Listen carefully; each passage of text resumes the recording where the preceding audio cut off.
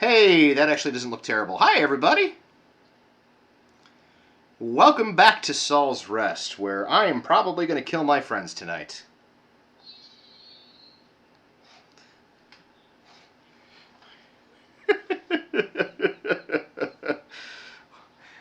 Oh, hey, I'm not on camera, damn it. There we go. Hi!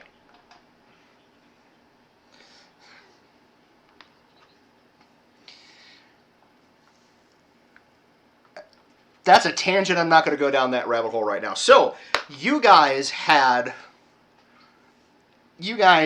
traveled to visit Malin's clan. Oh, I should say, we are down at Katie tonight, so I will be NPCing her character.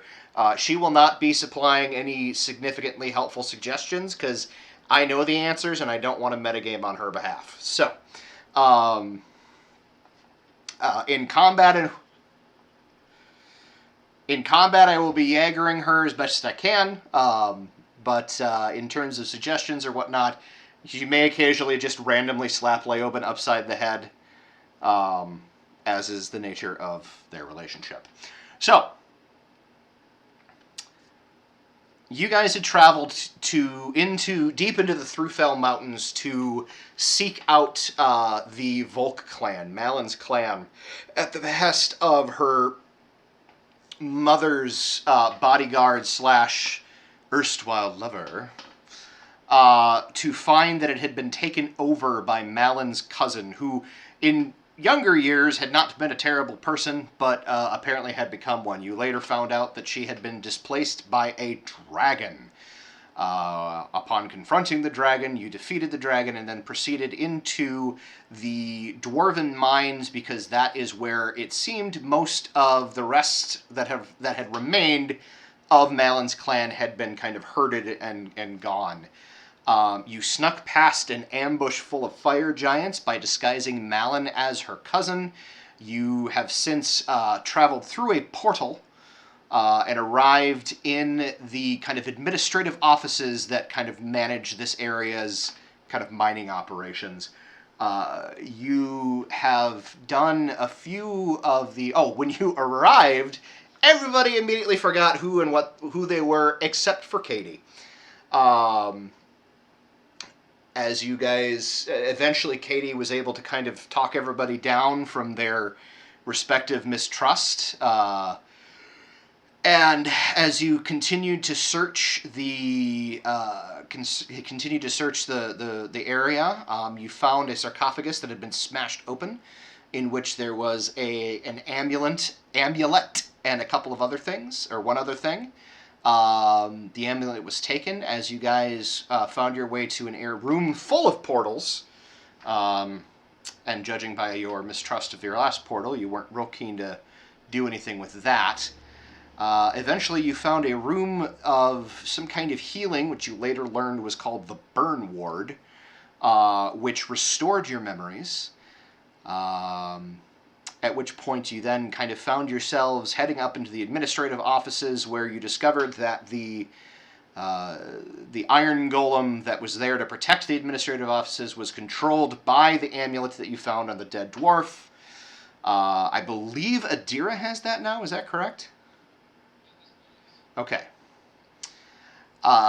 You searched several of the offices, wherein you found a sword, partially finished weapon that held the personality of an apprentice dwarf who had accidentally enacted some kind of spell triggering mechanism and found herself inhabiting the blade of this weapon. She really likes to talk, but she only speaks and seems to understand Dwarven, which means the only person she really has any real luck conversing with is Leoben. After all of that, she kind of spilled the beans that the dragon you had killed outside of the mines was not, in fact, the only dragon in the area, and that the dragon that is in here is, in fact, the big mama dragon, and is probably not going to be real happy with you for killing her kid. It was decided at that point that finding a place to rest was going to be the best course of action. The sword kind of helped guide you to an area where the dwarven kind of administration and workers would sleep. That was well protected from the eyes of invading creatures, and that is where you find yourselves right now. The plan was to take a long rest, and I told you to go ahead and take the effects of said long rest.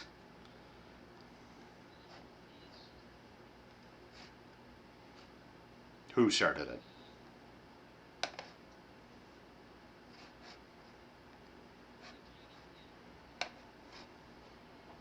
I mean,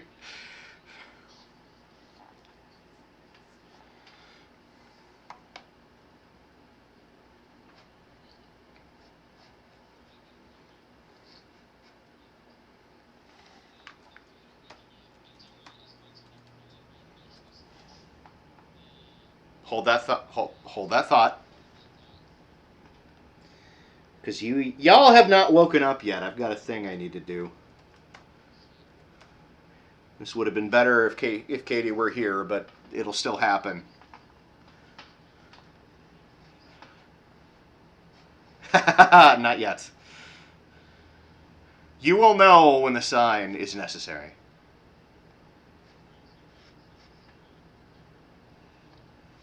Okay. It's good. No, I'm glad. I'm glad you have that handy, because we will need it at some point. I'm absolutely certain. So,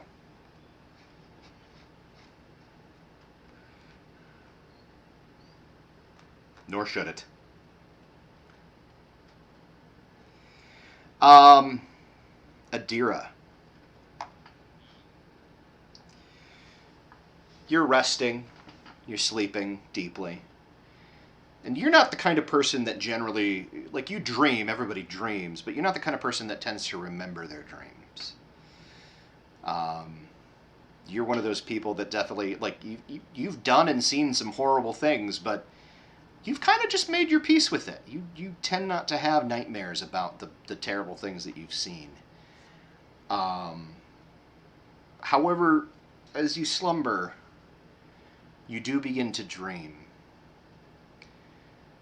And you find yourself standing in a vast, empty plain, Plain.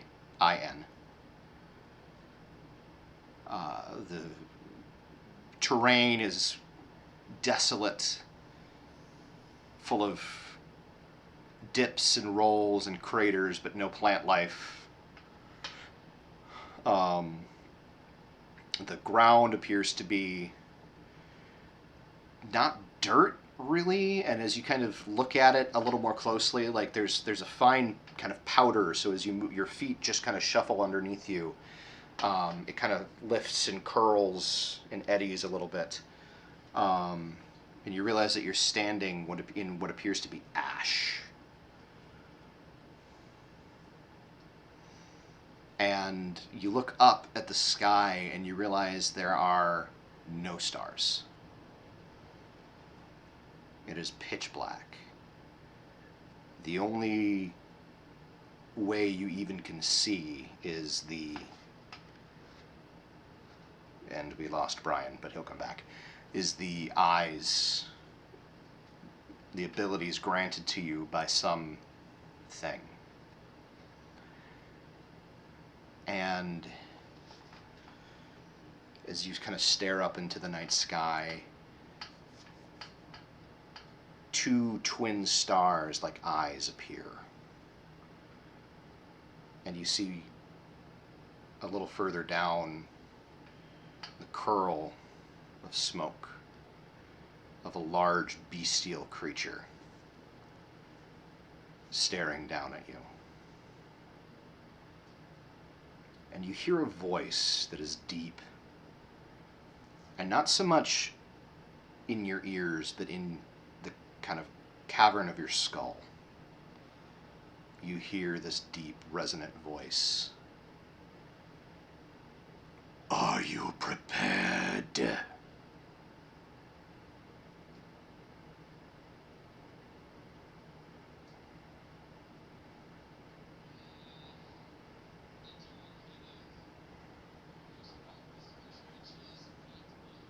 And she is, in fact, alone.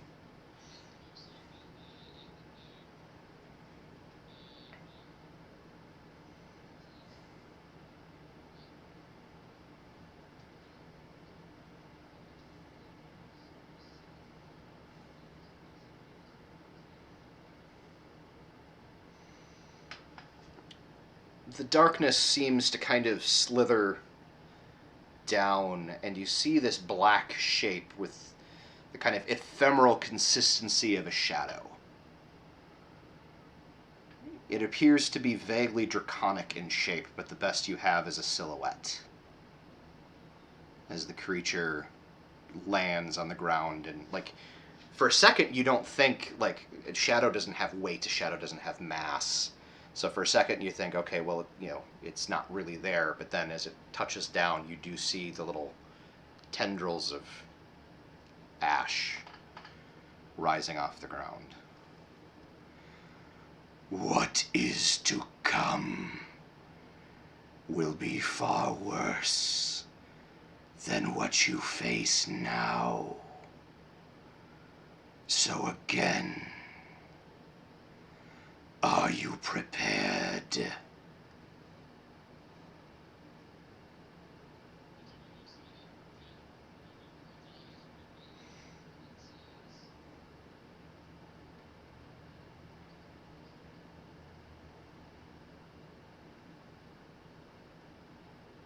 There's a long, No, go ahead.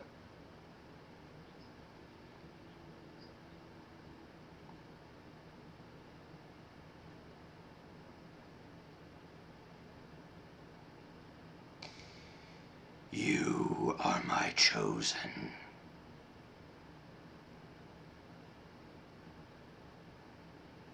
You will fight, or you will run. The decision will be yours.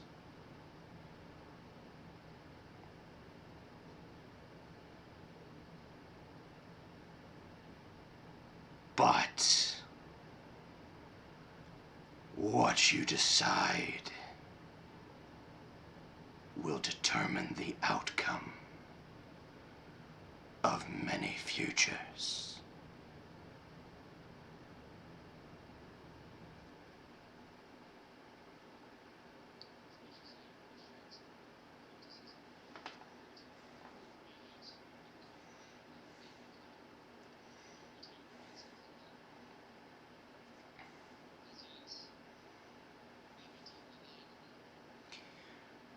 Your current situation is the beginning of a greater conflict.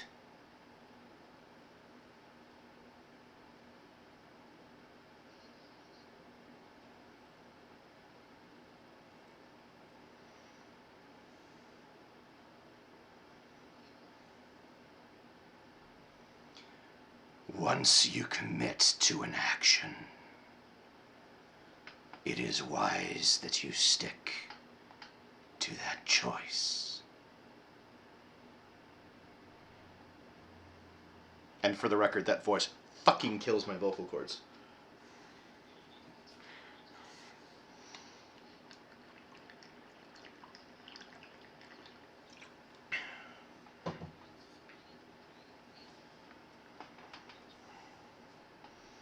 You know what? When confronted with your gods, then you can be snarky. But for right now, shush.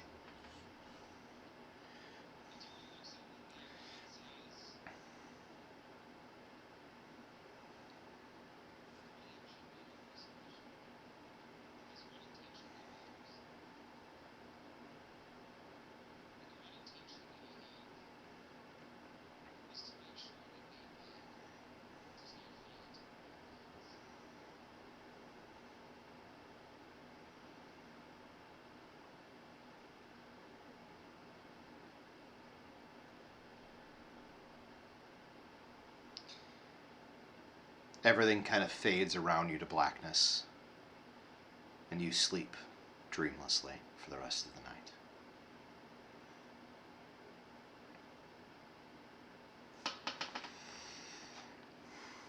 Mallet!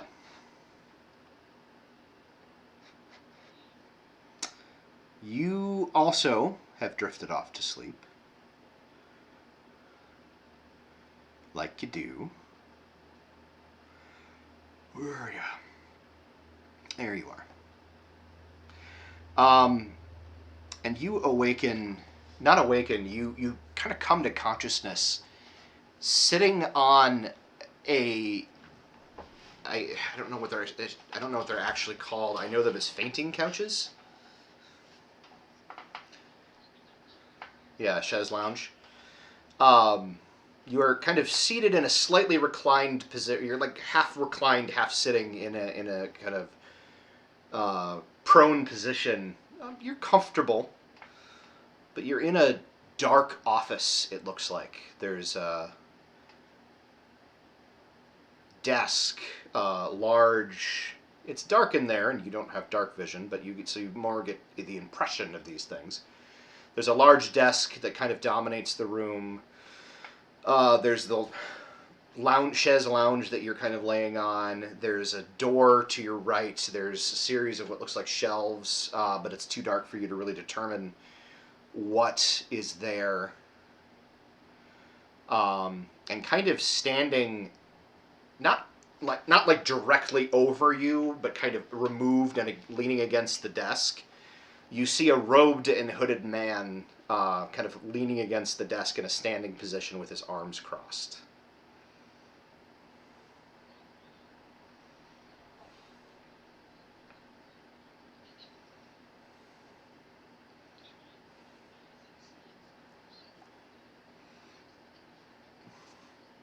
You're the falchion is nowhere to be found. None of your gear seems to be anywhere around either.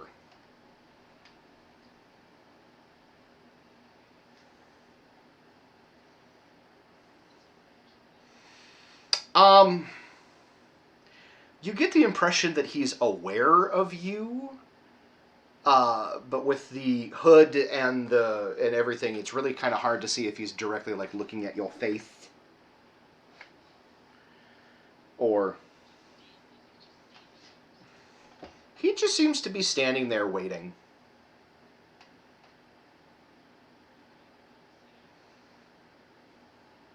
As you do, you see the kind of hooded head kind of inclined in your direction.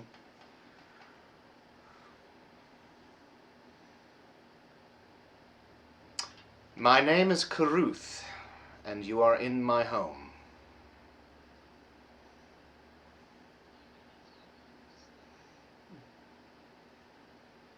Because I wanted to talk to you, and you'll return to where you were, if you'd like, at the end of our conversation.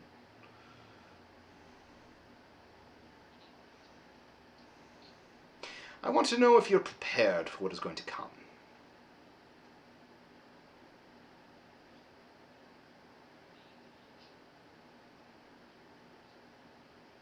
As much as I appreciate...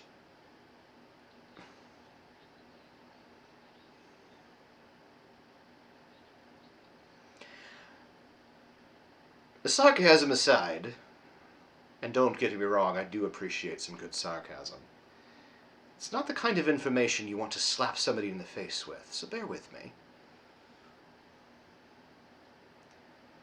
What is going to come will be a trial, a test of your strength, a test of your perseverance, a test of your will.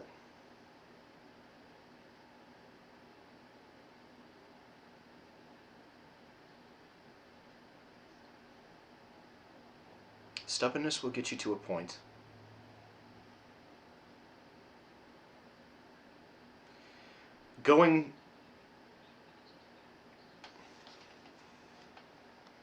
What happens if your people are dead and you're the only one left?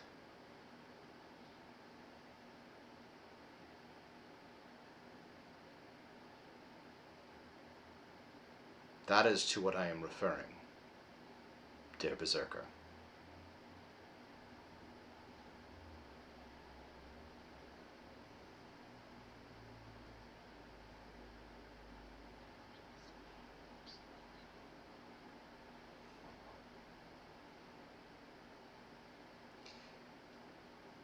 I do enjoy... I do enjoy your sense of humor.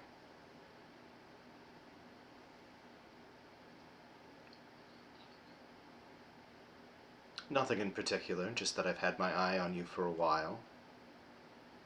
And I'd like to know if you're going to be able to carry this through.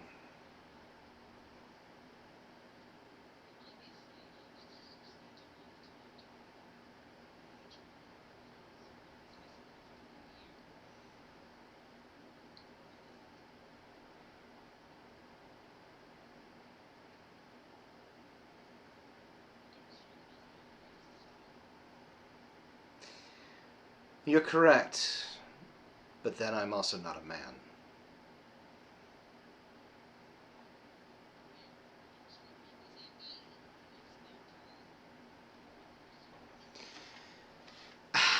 That's not what I was getting at, but I appreciate the effort. A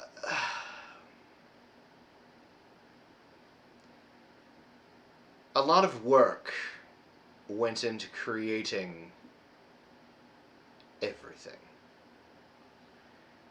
I'd really hate to see it destroyed.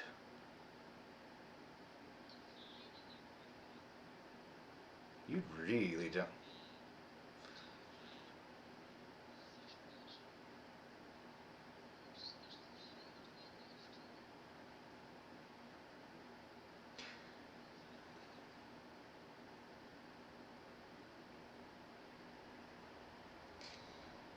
My companions and I have worked long and hard to create a world in which you and your companions and those of reasonable mean can exist.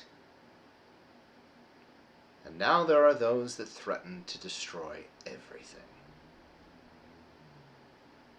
At the moment, you and your companions are on a trajectory that would lead you directly in the path of those beings. Myself and my followers, well, sorry, not my followers, myself and my companions are curious if you are indeed the ones that we need.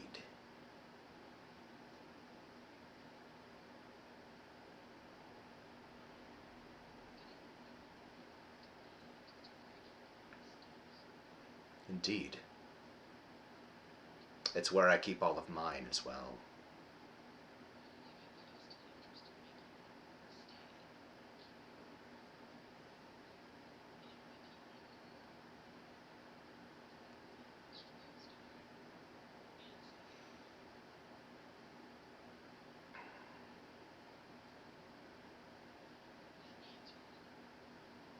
No, but it isn't.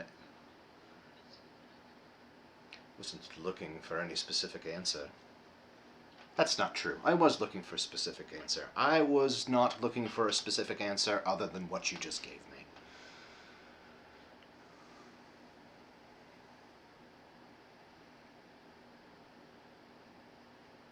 It's my nature.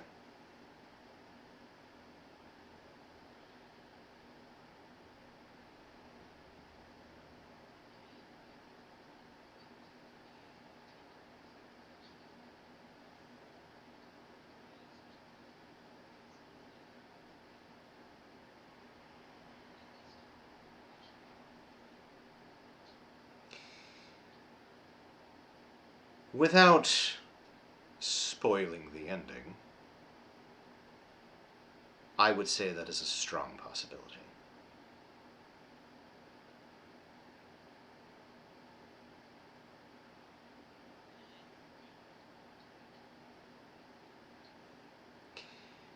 I always find barbarians with honor to be the most interesting people to watch.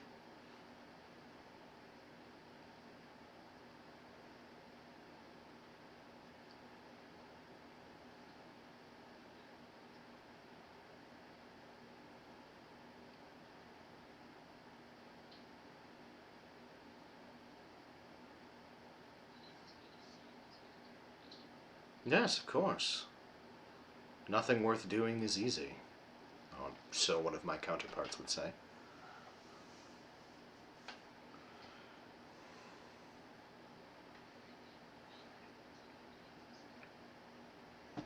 He holds up a hand and just kind of closes his fist, and you are asleep.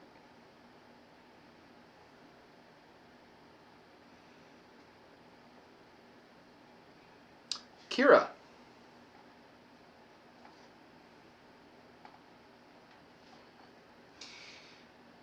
You drift off to sleep and find yourself sitting in the Red Dragon Inn. But the Red Dragon Inn as it was, prior to the recent modifications. It is empty, and you see a monkey, a small monkey. Sorry, I got distracted.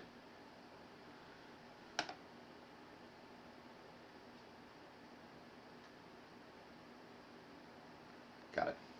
I wonder what's going on there.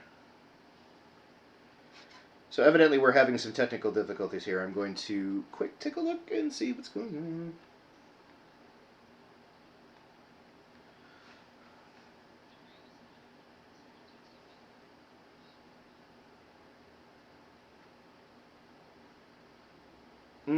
I see what's happening here. Ein Minuten bitte.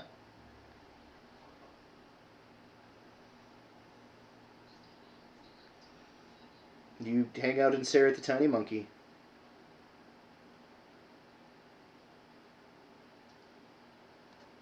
There we go. I think that'll do it. Somebody say somebody other than me say something. Testing, Something. testing. 1, 2, 3, 4, 5, 6, 7, All right. 8. Looks like we Also are good. that. Lots of things. All of the things. All right. Sorry for the technical difficulties. I did figure out the glitch. We should be good to go. So, you are sitting in the Red Dragon Inn as it was prior to the recent renovations. It is empty. With it. What's that? The recent fucking with it, yes. Renovations. You see seated, standing behind the bar in what had been Saul the Elder's place, what had been Saul the Younger's place, you see another man. Do I recognize him? You don't recognize him specifically, other than you know this to be Zaratsu. I drop to a knee.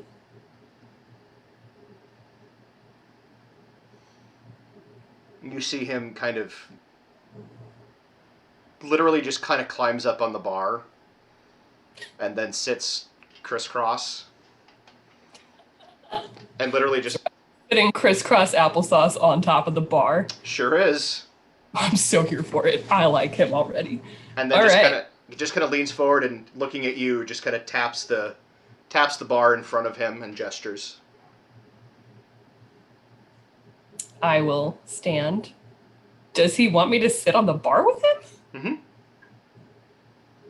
Am I in my armor? No, you're not.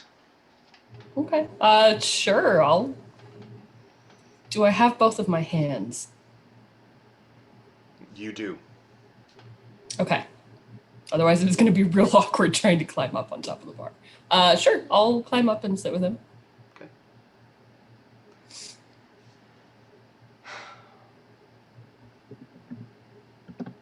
I got your messages. Well, there were quite a few of them. Understand that I'm not ignoring you when you say these things. I know, you have things to do.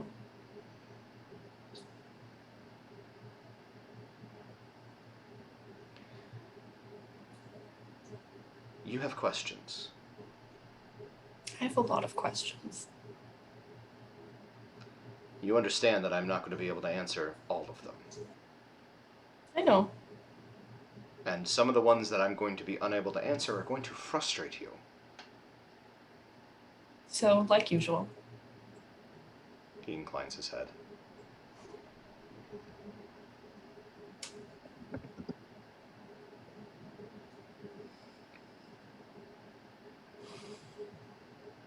I can ask whatever I want? Or You can ask do I whatever still you have want. to... Do I still have to do yes or no questions when I'm staring you in the face? No. This is an opportunity for you to ask whatever you like, and I will answer with whatever nuance I feel is necessary.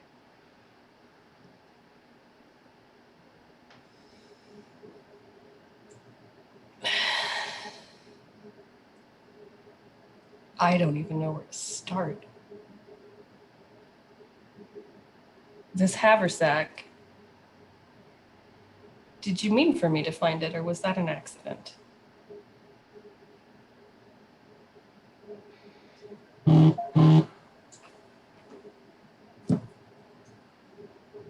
Yes and no. You were meant to find it, but whether or not you took it up was your choice. And I don't care what Mordecai told you, there were other ways out of the bottom of the world.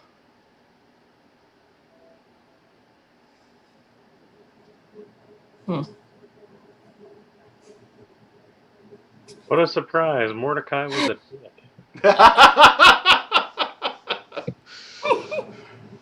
Who knew Mordecai lied?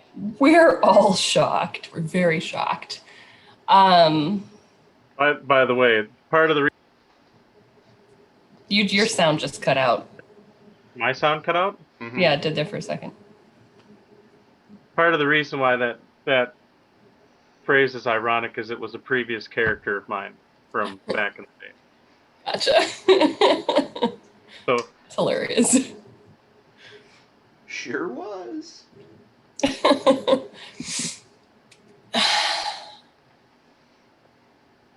Why me? I'm nobody. I What? make stupid decisions and mistakes and I get people hurt. Why? Why me? I mean, you've certainly heard the stories and legends and all of that fun stuff. You know that I started out as a mortal man, I know. and I made stupid decisions that got people hurt. Everybody starts somewhere, Kira. I guess so.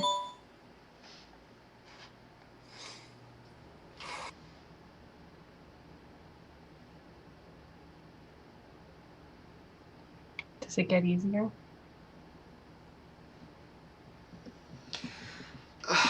What? Making decisions that hurt people? No, it doesn't ever get easier. No, making better decisions that hurt fewer people, maybe. I don't want to get my friends hurt or killed or worse. The thing that you Not will need to understand,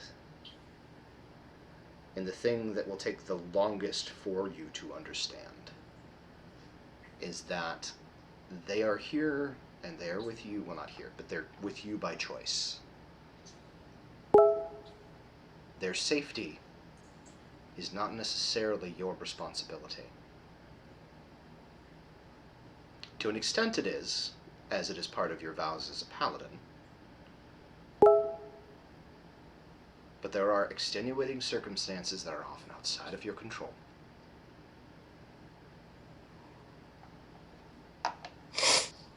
doesn't make me feel any less responsible. And it won't. Also, babe, you look like a giant floating head right now. I just have to say. Not even sorry!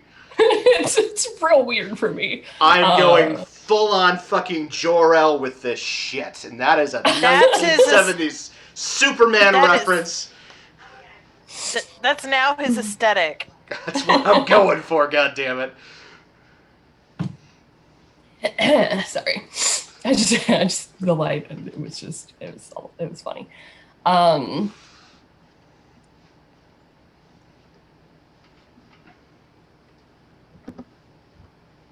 we going to survive this? Premonition is not really my strong suit. You're a god. Come on. The future's not my domain. Probably. Look, there are people... Caruth, for example, would have a better idea than I would, who can look at the possible futures and analyze what's going to be the most likely. I don't know. The variables are significant and great, and the odds are definitely stacked against you. But you came this far. Yeah, but this is not something we've faced. And who knows what else is between us and it. Is there anything you can do to help?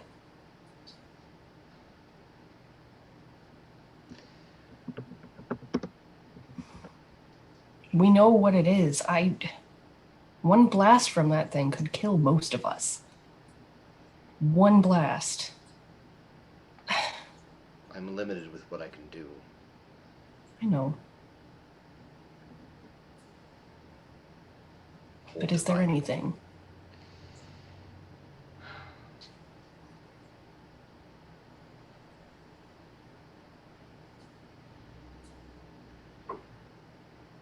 That I specifically can do?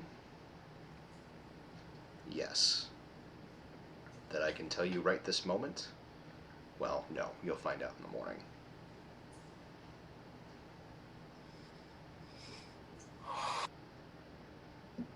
Not my favorite answer, but Patience is a virtue. yes, I remember that being drilled into me quite frequently. But not one of mine.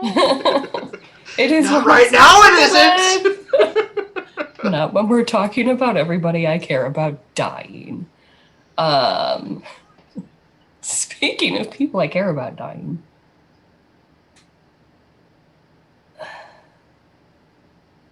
Are my moms alive? Yes. Both of them? Yes. Are they safe? No.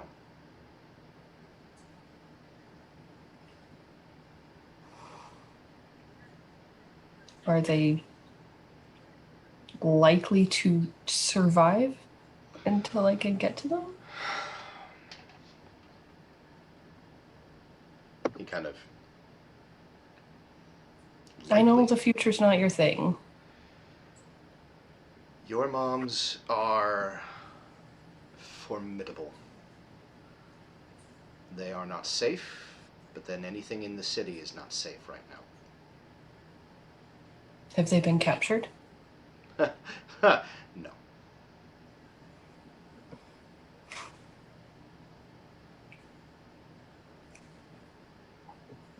Okay.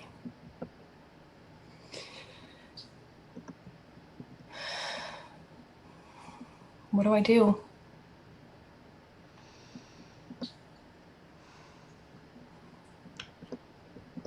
I know you're tired of this answer, but Ugh, don't say it. the next right thing.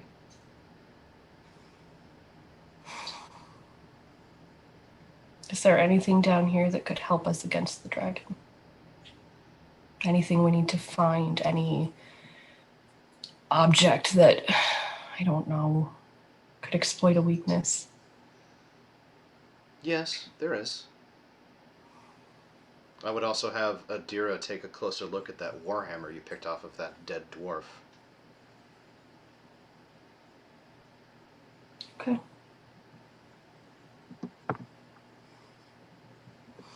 What about that weird sword? Do you know anything about that sword? That was a mistake, from what I understand.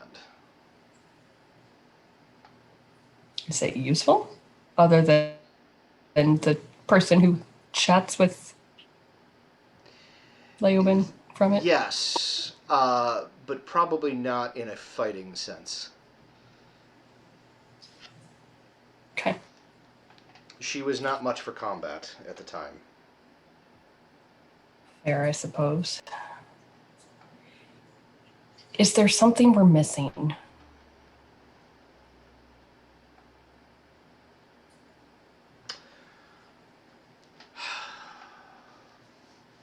I feel like we're going in blind, or at least mostly blind, to face some horrible ancient dragon that's gonna murder us as soon as look at us. And Other than a lot of context. But that's not your fault.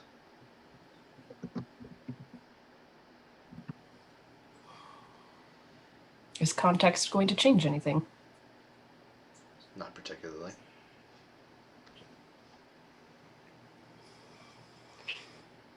This land, this realm, has had many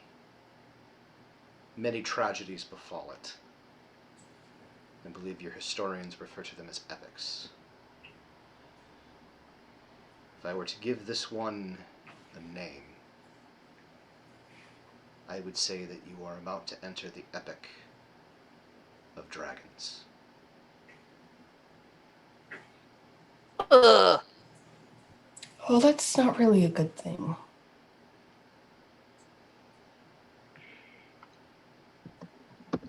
Why is it never the epic of fluffy puppies and Because fluffy delicious puppies food? don't... fluffy puppies don't have ambition to take over the world. That's why they are adorable and cute and we love them. Well, can we just have, like delicious food and Hey, you got to talk to your god. I'm teasing you. like that wasn't my god. He I was didn't a even god. I didn't even know who the guy was. I know, I was yelling at the screen. He's a Like god. Like some random dude just pulled me into his Shush! fainting couch. Shush! He's one of the Prime Triad. I'm Save pretty this sure for I know what yours roleplay! Shut up! is. Fine. Save it for roleplay.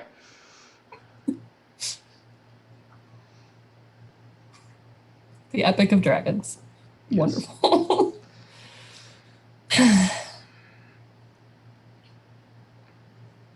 Well, thanks for visiting. Good luck. Gonna need it. You'll do fine. I hope I don't disappoint you. Believe it or not, you haven't yet. Yet. Nobody's perfect. Fair. And you see him, he reaches out and he kind of takes your face in his hands. And he just leans forward and he kind of just touches his forehead to your forehead. And then you are in bed, in your bedroll asleep.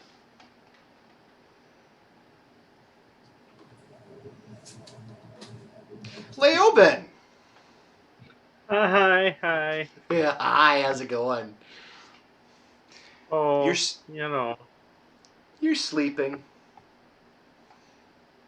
You're Leoben, so you're kind of like starfishing. fair. Leoben's gonna starfish. I just need to prep this.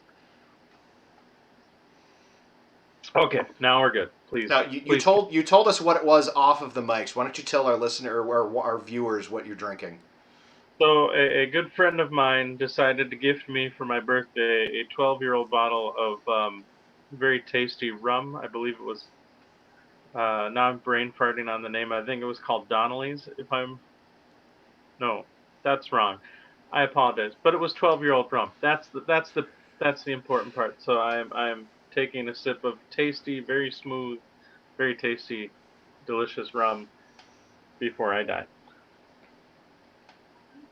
Character dying, not me, but Yeah. You're good. So as far as I know, not on wood. Anyway, so you're starfishing and you're out like a damn light, and suddenly you are lying in. Actually, no. Suddenly you feel a sharp, intense pain across your face. okay, You see kind of crouching over you as you're looking up, and you see crouching over you, you see Wolf. oh And hell. Look up and you see the gray sky as it kind of fades into mist, and the tall trees as the tops of them are obscured by the mist. And you realize that he has just slapped you the fuck across the face.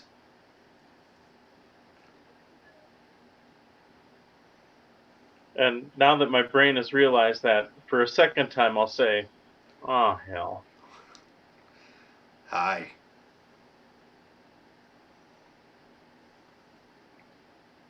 Hi.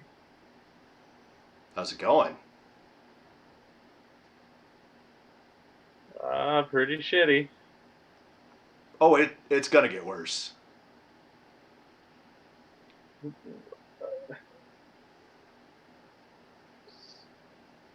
I've got a lot of questions, and I'm kind of looking around, sort of as I say this, to sort of take in my surroundings.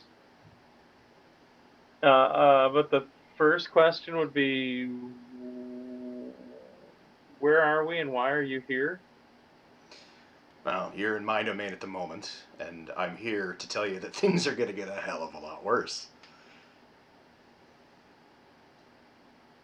Oh, Okay.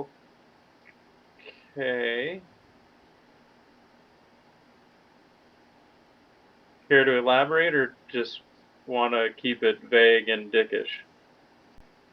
I mean, that's for the gods to do. That's not really my shtick. There's going to be a lot of dragons. They are going to try to eat your face. You should keep them from eating your face. Okay, that's surprisingly actually a little bit helpful. I thank you for that information.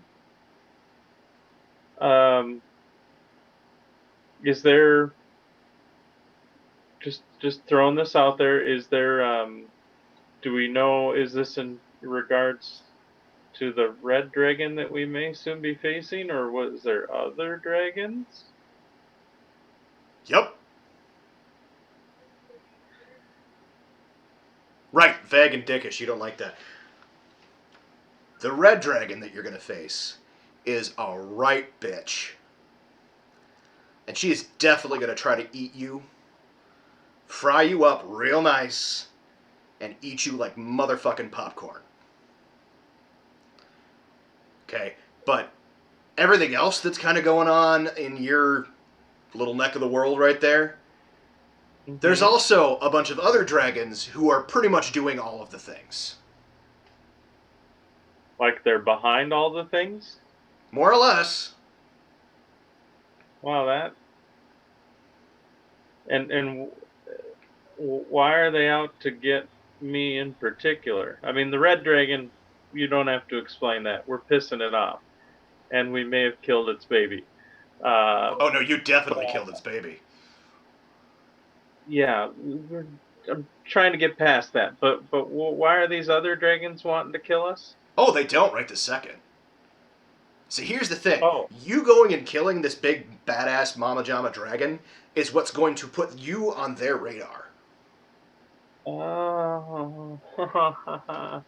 But here's the thing. Right. If you don't kill this big, badass dragon, she's going to find you, and she's going to kill you, and she's going to find everybody that you're with at the time when she finds you, and she's going to kill and eat them as well.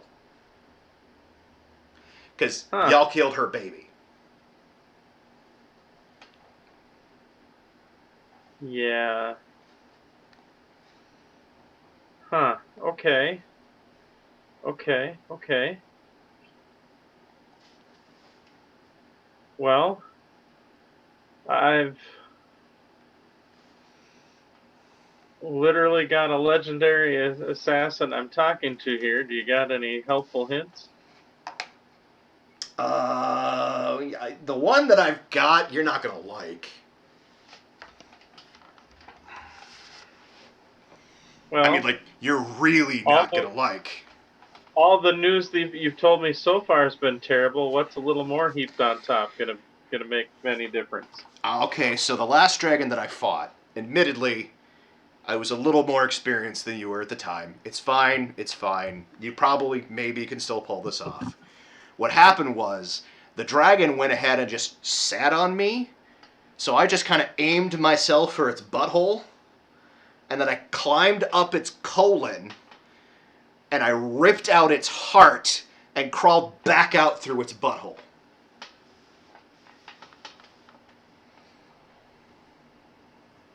What? The best part is, actual thing that happened.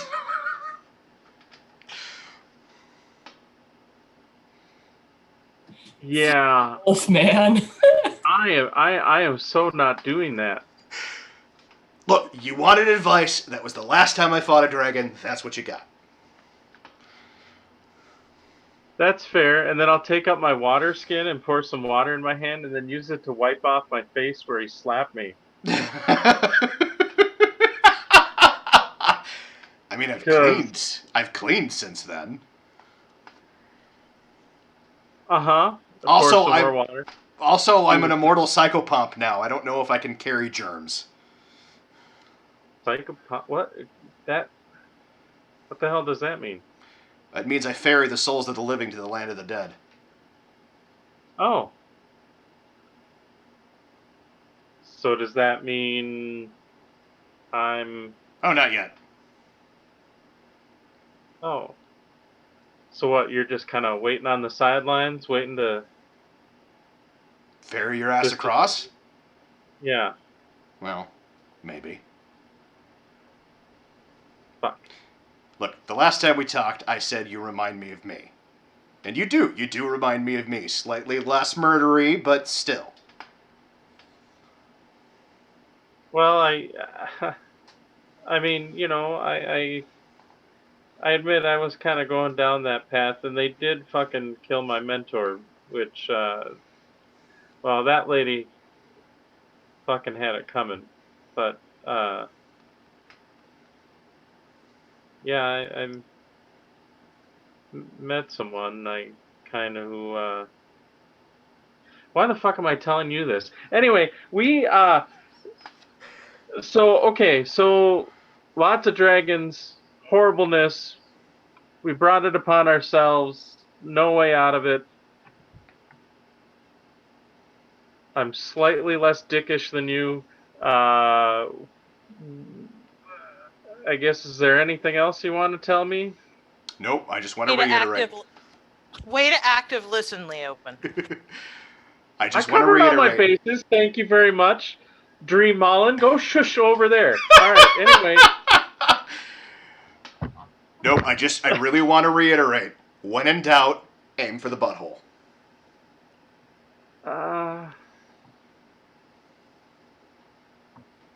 Yeah.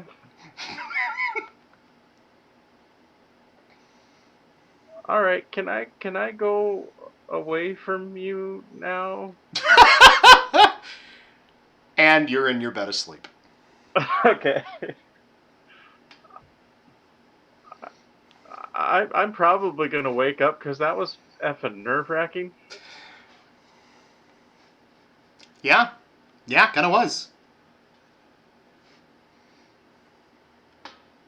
And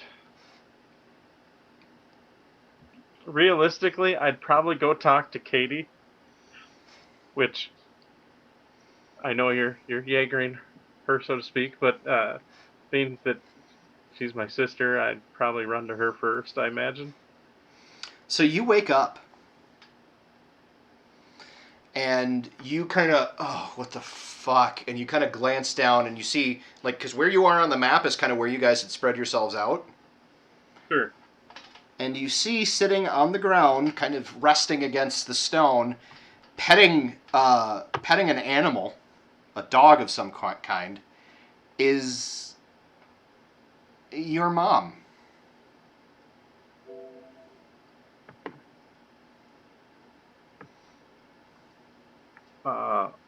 And as you glance up, and she kind of turns her head and looks over at you, and she just gives you just the brightest smile and waves. I'm gonna move up to her. And she kind of does a...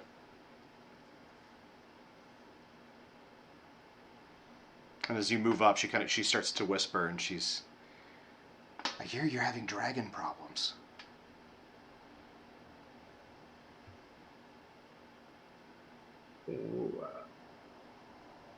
Wait a second. I don't want you to take this the wrong way because it's so awesome to see you, but with all the craziness that we've had happen to me within the past few minutes,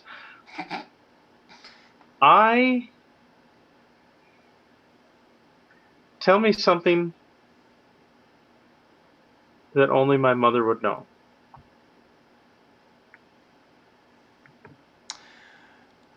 When you were a baby, you used to love to play with your scrotum.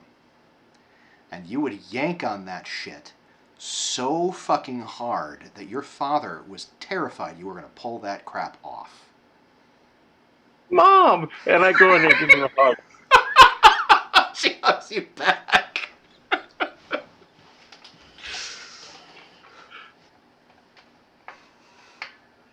Because I have no doubt my mother or my mother via Katie would have totally told me that story.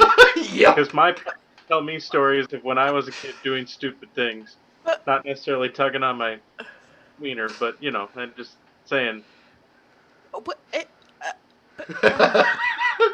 I flabbergasted Malin. Well, I feel like now I need to explain slightly. So sorry, I'm going slightly off tangent. So when I was like a baby toddler, my parents had this thing that you could attach inside a door frame that had like Johnny two Jump Up. Johnny Jump effective Up. rubber bands that connected to a little seat. Yeah, Oh, yeah. And she bought that and set it up, hoping that it would be a good way to sort of keep me in a safe spot without getting into anything, so she could be in the kitchen and cook and whatever she needed to do, because that was. Yes, I had one for both my boys. But apparently, whenever I was in it, they only had me in it maybe once or twice, because every time I went in it, I'd go bounce, bounce, bounce, and then go wham, wham, wham, wham, wham, wham, wham, wham, to like either side of the door frame, like, and literally, like the 2 to 3 times that they did it, it was literally like bounce, bounce, wham, wham, wham. Good Lord! And so they were like, nope, can't have that. So Wow! I apparently ruined the bouncy thing, and there's my story, and I apologize. I will end scene. Okay. We can continue, but throwing it out there. All right then. Kira has a passive perception of 19. That'll wake you up. Okay. Yeah, I don't, but I wish to God that I could, because holy shit. Yeah, Deer is still sleeping blissfully. I have to actually see what Katie's is. Yeah, my passive is only 14, so that's Yeah, no, she absolutely wakes up Although too. 14's not horrible for a passive. No, 14's pretty good. But I think like if you get like a 20 passive, then you can wake up from whispers or something like that. Yeah. So It's you're kind of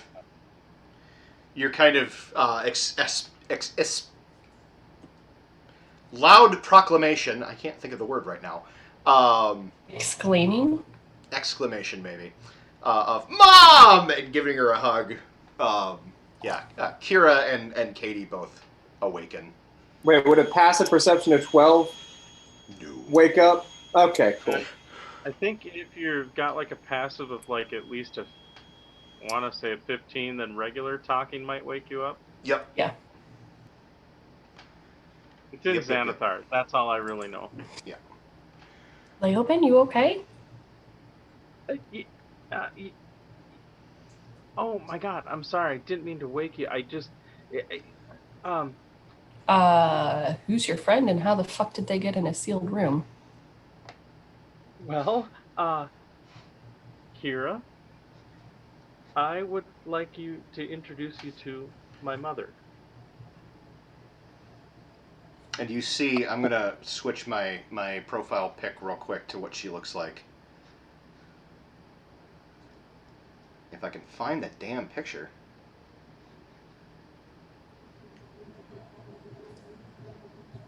There it is. So, if you will turn your attention to my...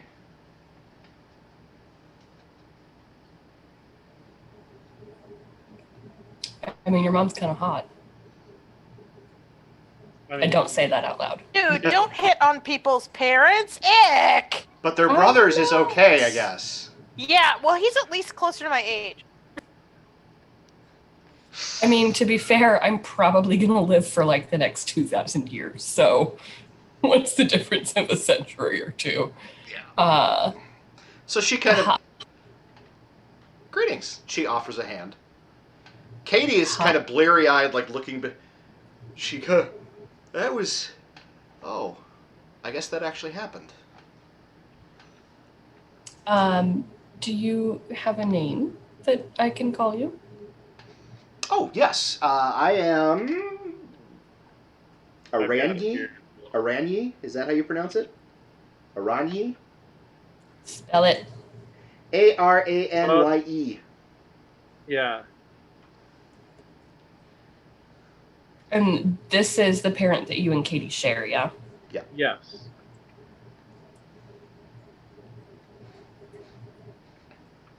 Yes. Our mother is both our moms. It's very nice to meet you, I think. Your children are wonderful. I know. They're How delightful. did you get in here?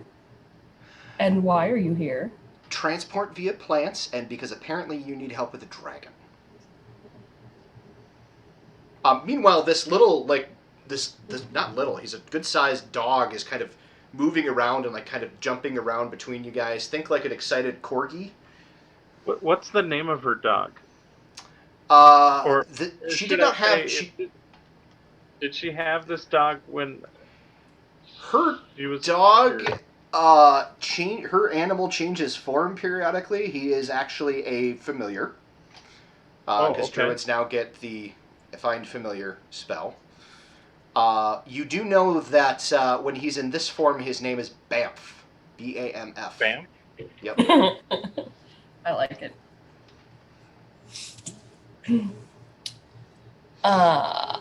It's not barking. It's just kind of moving around and jumping periodically. Would I know enough about, like, is there a tree in here? I will totally pick up Bamf and give Bamf all the scritches. So, yeah, you do one of those, you're like, hey, Bamf, come here, Bamf, come here. And he kind of, like, he's a little bit distant from you. He kind of runs towards you and leaps, but instead of finishing the leap, he disappears and reappears in your arms. Oh, I love it. I it's love it. adorable. So cute. Blink dog. It's beautiful. So yes, you're like, oh, that's a good Bamf. I'm going to go with Adira and Malin. This is loud enough. You probably wake up at this point. Puppies! Who brought the puppies? Leoben and Katie's mom is here. Oh, hello, Mrs. Aranye. Wait, hold please. Isn't she dead? I'm very confused. How is she here if she's dead? I'm definitely not dead. No, she was missing, wasn't she? Or like she had been gone for a long time. I mean, there's so much, I guess, so many questions about everything that's kind of happened and things that I need to talk to you about, but I realize I don't know how much time we have. Also, how you here via transport via plants when there's no plant large enough around to get you here. She looks over at Kira and she kind of goes, well, at the time, I was about this big.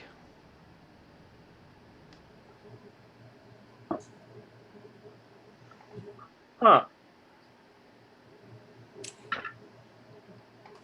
That tracks. Anyway, to answer a lot of your questions, That tracks? I was in the Feywild. Oh. Oh. So. How much time would you say is passed for you? Well, I believe, and admittedly time in the Feywild gets a little weird, but I believe I've only been gone for about 3 months. How long have I spent months in the Feywild? Yeah, how long has it been? I mean, you're older. I guess, I mean, Leoben is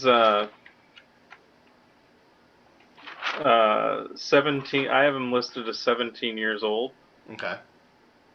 How many years ago did Mom disappear? We'll go with 3. So you've been gone for about 3 years now. She kind of... That explains a few things.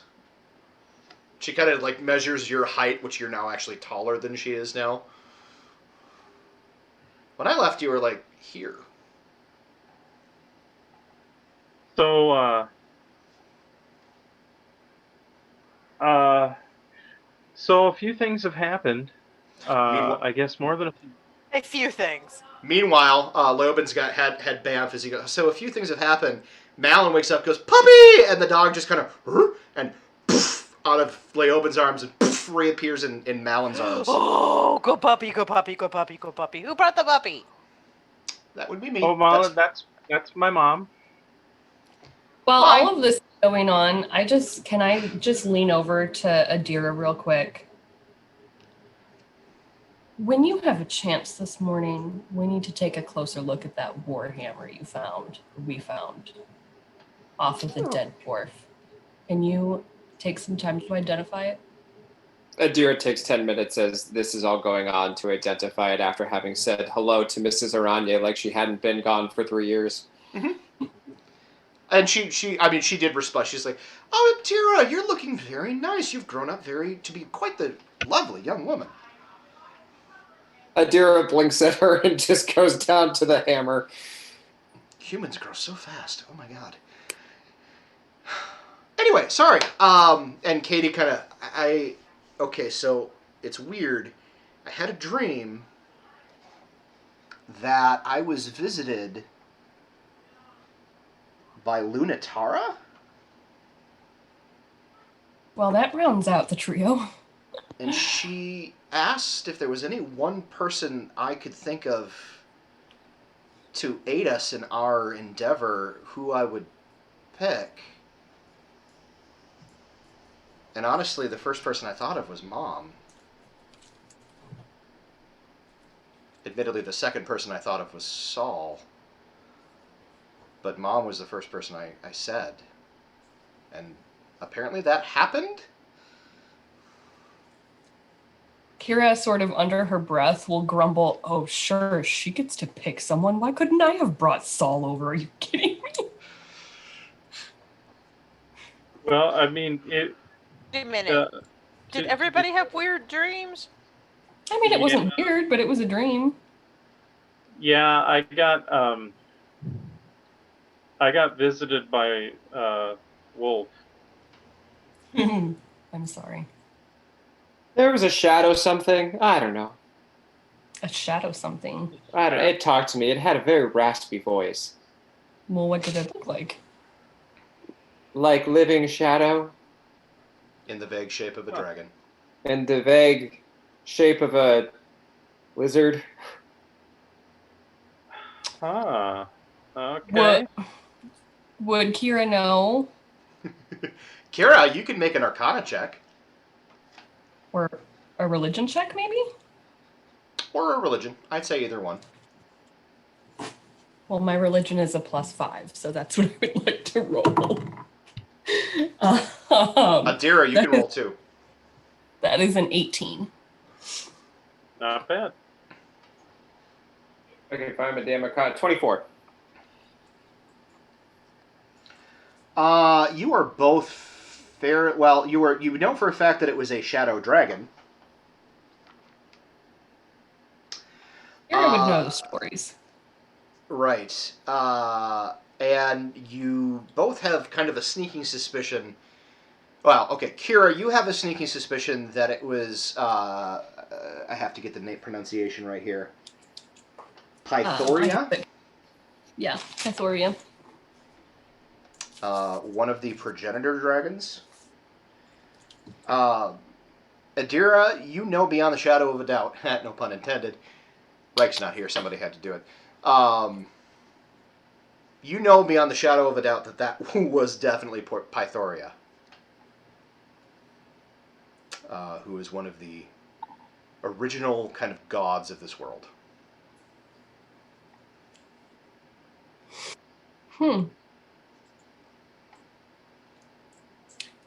Well, I got to chat with Zaratsu.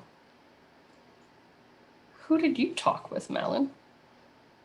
Oh no, I guess she has to maybe step away. I talked to some creepy guy who drugged me onto his fainting couch named Caruth. Ugh, it was creepy.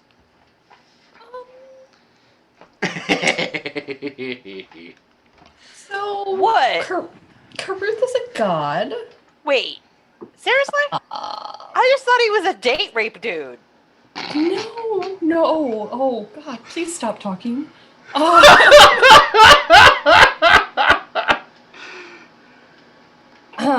Caruth is Caruth and Zaratsu and Lunatara make up the prime triad of deities.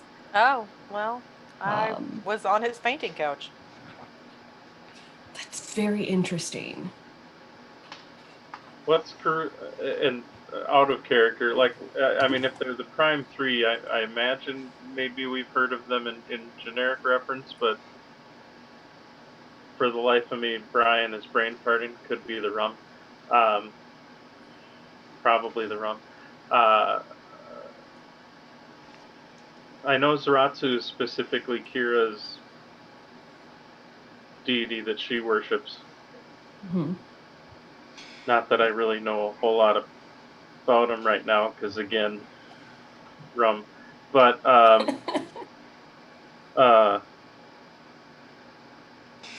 So Caruth, as Kira had said, it is, or as Laura had said, it is the. No, that was Kira. Kira had said it's one of the prime triad, which is one of the three main gods of this particular world. There's Zaratsu, who's kind of the god of the sun. Paladins frequently worship, god of like valor and honor and that sort of thing. There's Lunatara, who's the goddess of the moon and nature, and kind of it epitomizes that kind of whole aesthetic. Caruth is the they who dwell in shadows. They are, I mean, frequently, none of the gods have a specific, like, this is a lawful good deity, this is a lawful evil deity, or whatever. Like, they all kind of epitomize the whole of what they kind of represent, so honor, glory, that sort of thing. Caruth is kind of more freedom and free spirit and free will, sometimes chaos. He's not necessarily evil, but a lot of people invoke his name who are definitely not good people. And he does occasionally grant powers to people who are not of the best persuasion. sure. So, that's your quick 5-cent description of the prime triad.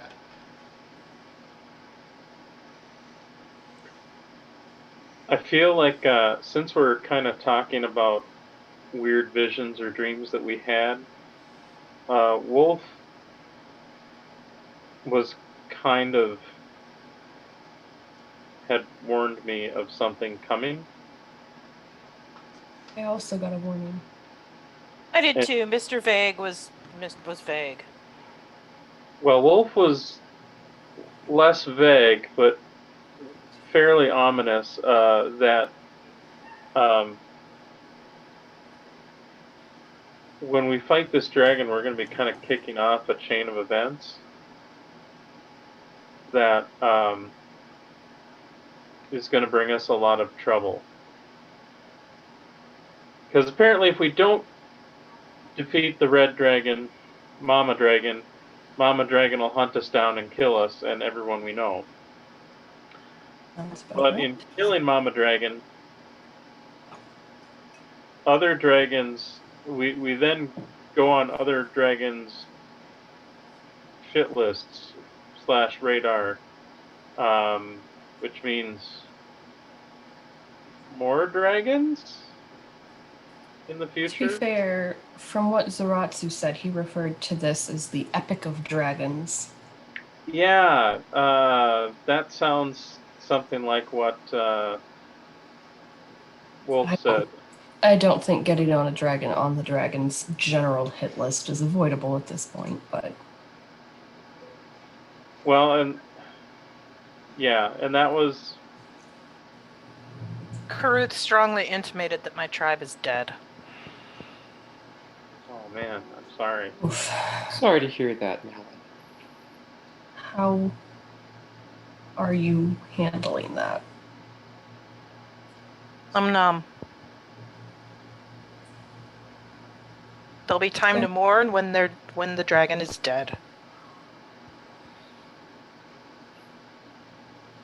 And if I don't make it, then I won't have to mourn. True. But I can't leave this unanswered. I'm honor bound to avenge my family. Well, You also can't not do. we're with you on this. I don't think. I mean, We are. I would also like to point out that, Kira, you carry an item that cannot fall into the hands of this dragon. Yes. And if we fail to kill it, I will have a contingency to get you and that bag out of there. What is your contingency? That I grab you, create a magic portal, and drag us both the fuck through, and I may only have room for you and me. And I'm telling you all this now, so you know it's nothing personal, but it's the fact that if that bag falls into the wrong hands, the rest of the whole world's lives becomes a lot shorter. no, I get you. Well, I then wouldn't. don't I wouldn't. I wouldn't want you to take me, so that's fine. If I go down swinging. We don't fail. It's not an option. As admirable as that is, we have to make contingencies for failure. That's You fair. don't hold all the cards. No, we don't, and I think your plan is the best of the bad options. Kira, in the moment, if it comes, I'm not saying it will, but if it comes, I need you to not fight me on it. Because if that moment comes, fighting me on that may cost us everything.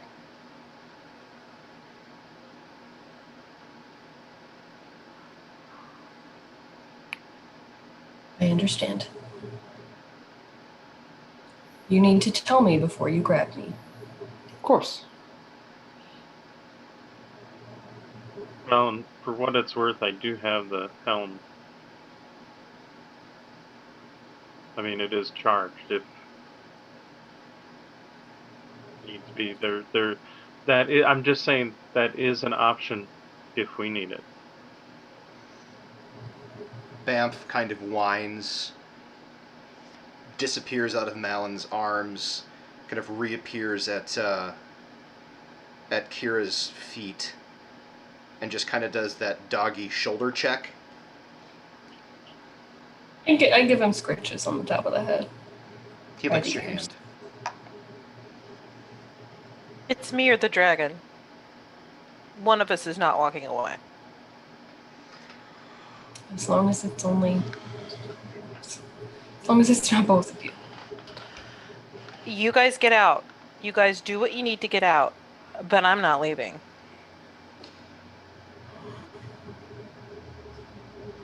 I am woefully not okay with this. Well, that being said, It I am ate gonna my try- mom. I'm going to try my damnedest to kill it with you. Your mom is alive. No, she's not. Yes, she is.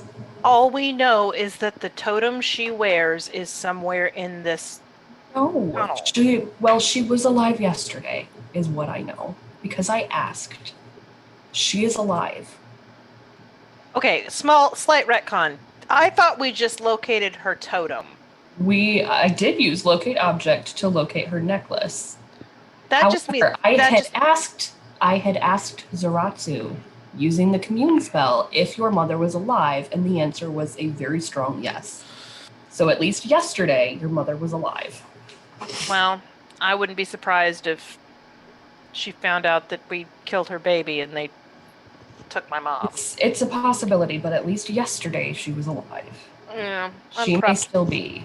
I'm prepped for anything. I'm just saying, if it killed my tribe, if it killed all my people, I failed them once, I'm not failing them again. Mama needs a new purse. Adira, what did you find out about the hammer?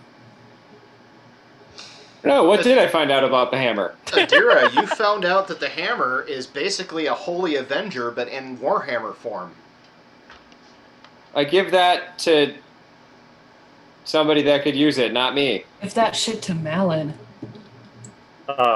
Holy Avenger, Paladin. No, Oh, that's shit. you, sweetie. Well, no, a holy avenger will not work for anybody who isn't a paladin. Oh, okay. Okay. I don't have a spot to attune to it.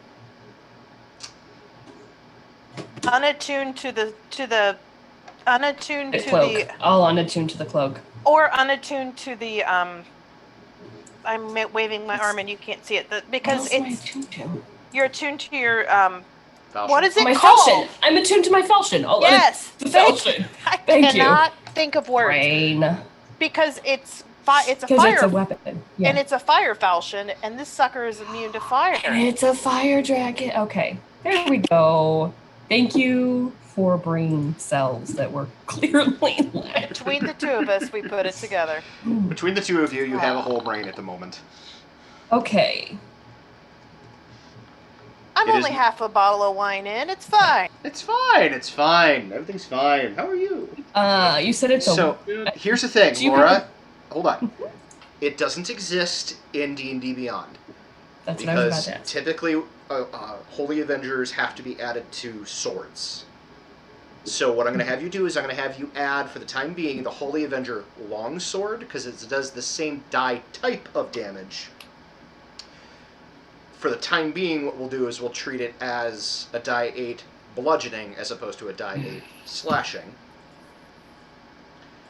And then, when I have the opportunity, I will create said item in D&D Beyond.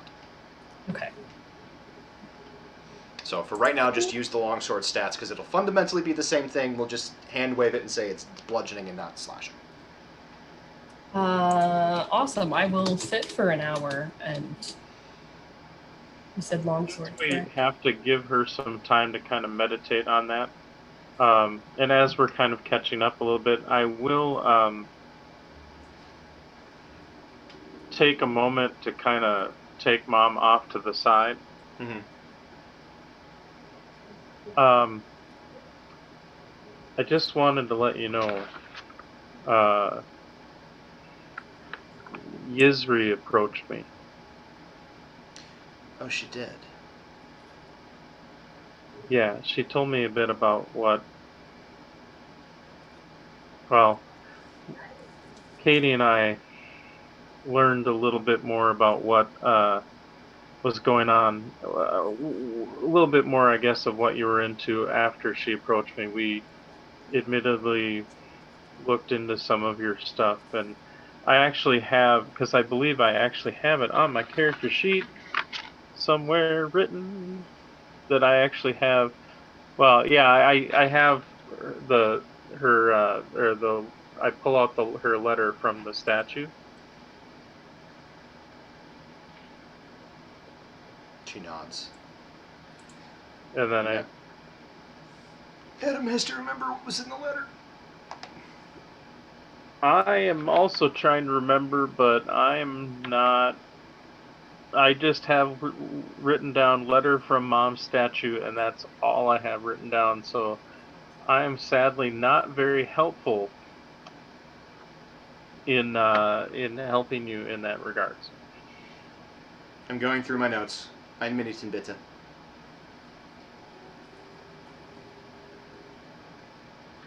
And this episode is brought to you by 12-year-old rum, which I am empty on, and if we're taking a brief moment, I may step away for just a moment to get some more.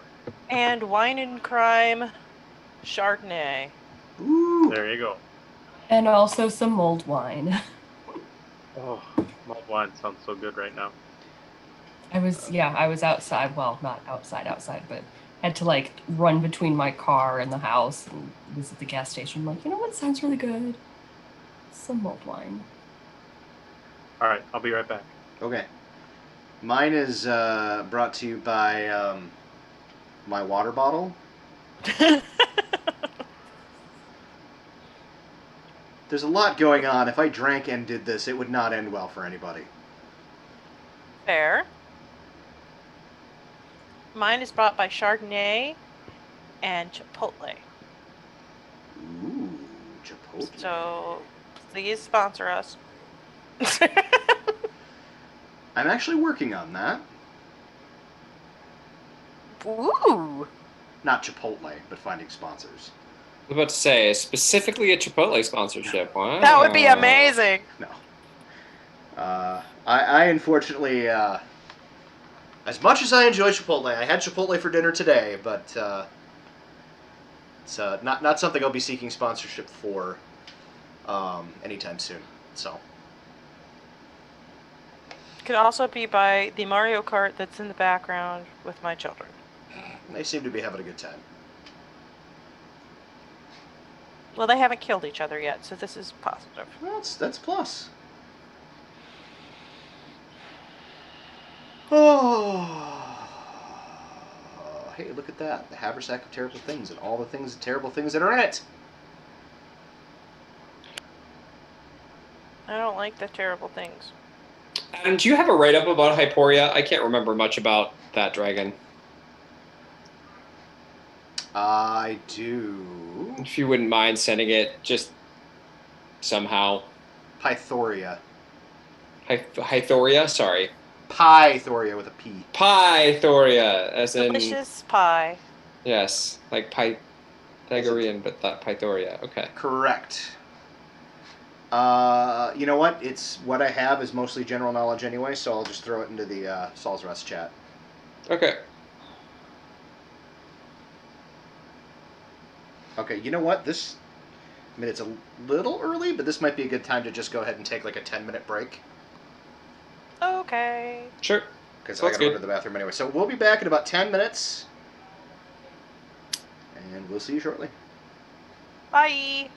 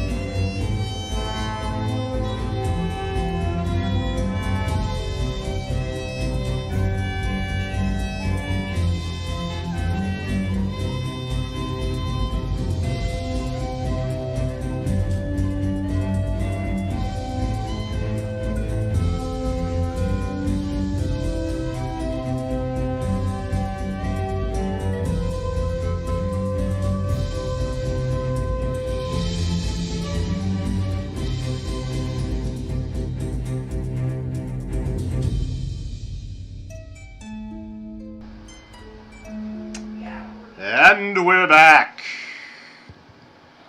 Sorry about that. There was some technical difficulties coupled with the fact that I super had to go to the bathroom. Technical difficulties of a different kind. I mean, there was technical difficulties and there were some plumbing issues. It's fine. We've got it figured out. Done.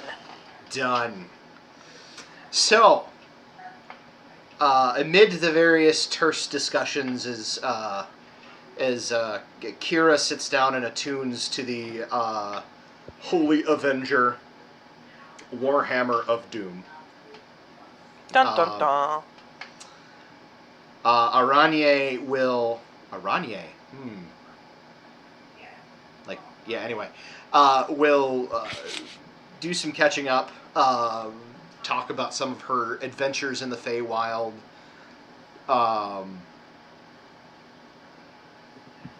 is a little vague on the details of how she came to be in the Feywild in the first place, and does not seem to be super keen on expressing said details. So, Sure. What stays in the Feywild? What happens in the Feywild stays in the Feywild. yes, it's like Vegas but worse. It's like Vegas, but worse. So, at the end of your attunement, Kira, as you guys all wrap up your conversations, what do you decide to do? Adira gives a rousing speech. There it is! Dun, Adira dun, gives dun, a rousing dun. speech about how we've come far. We've all had that weird dream, but it's a moment of destiny and we must seize it. And it ends with, let's go kill a fucking dragon. 'Cause fuck that guy.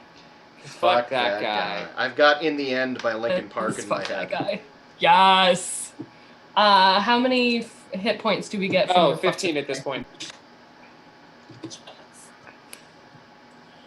Okay. Not 152.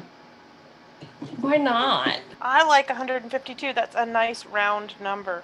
It's not, though, and I definitely typed it in wrong.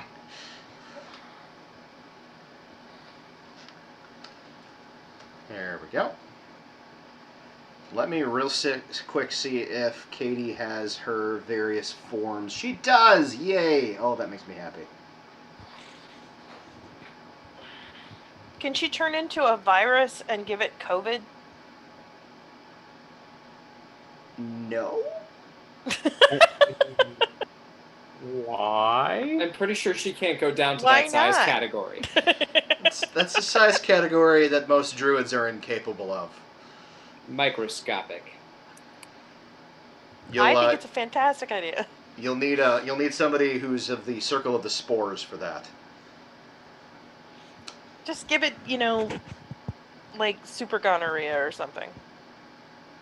So, Bear, just to let you know, for the temp hit points, I just added it to not my total hit points, but my current hit points. That's why it looks weird on the token. I don't think we have a bard with us, Malin. No, that's fair. Because that was a super gonorrhea joke. I'm hilarious. So what do you guys do? I don't even know anymore, Well, man. I mean, let's talk strategy here. Okay. We have a dragon to find and fight.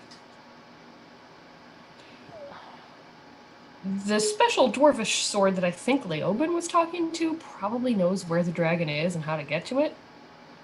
Well, she said that. Yeah, I think you're asked. Yes, definitely ask. But I think we asked. I think we asked before, and she just said something stuck its head in and breathed, and that's all she remembers. True. I have a hunch that it has something to do with the portals, but I could be wrong.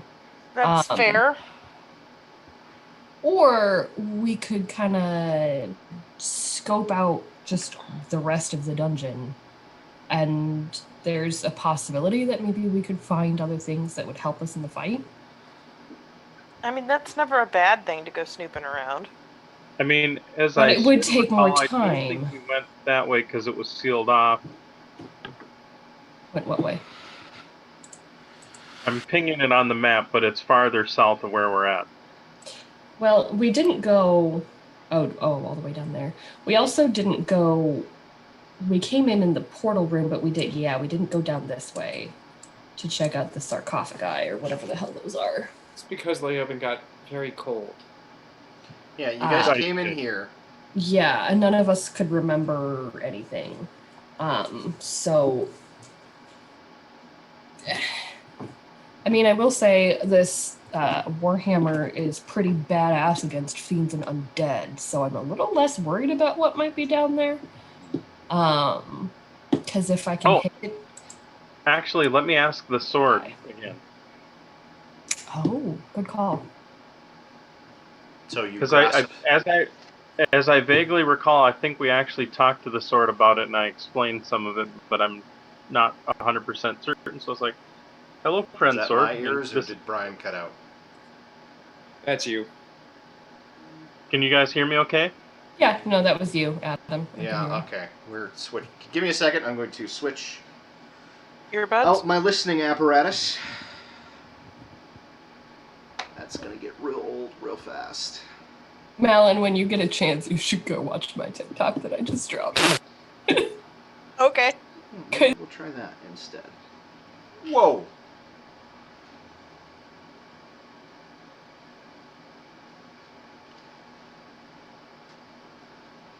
And they're not going to be able to hear for a second, so I've got to do a thing.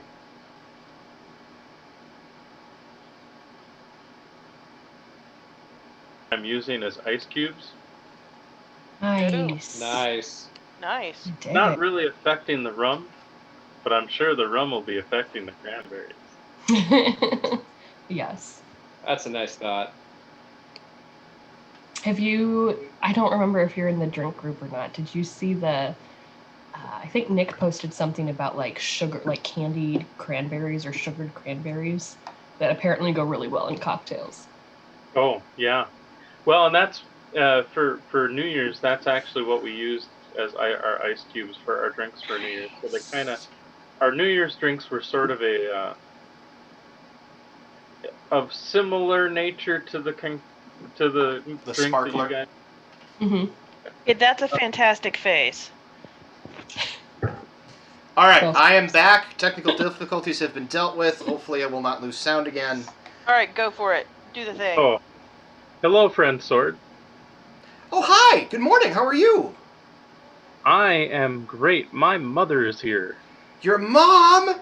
Oh my god! I can't see. What does she look like? Is she really pretty? She's got to be really pretty. I will impart to her. Can you like, I mean, obviously we're sort of talking to each other, but can I like impart images to you? Well, yeah. Then I will impart an image of my mom to the sword. Oh, wow. She's really pretty. Say hi for me. Will do. Hey, I have a couple questions. We're getting ready to potentially face the larger dragon. Oh, okay. But Okay. before we do that, I wanted to double check with you on a few things. I know we had briefly talked about it, but I know from where the portal was that brings to this dimension, or not dimension, to this place. I know you said there were some safeguards that's caused our memory loss. There was a room, I think it was just to the south of us, that was had a bunch of kegs. Kind of a storeroom. Does that sound familiar? Kegs. Yes. Oh, yeah. And then south of that, as we're heading towards the portal room, there was a small kind of, I don't know, maybe you'd kind of refer to as sort of L-shaped, but it had a couple of sarcophagi. Actually, it had the amulet and the hammer that you were... Yeah. He was one of the old masters of the place. And then, what was south of the portal room area? There was some of the security functions were there.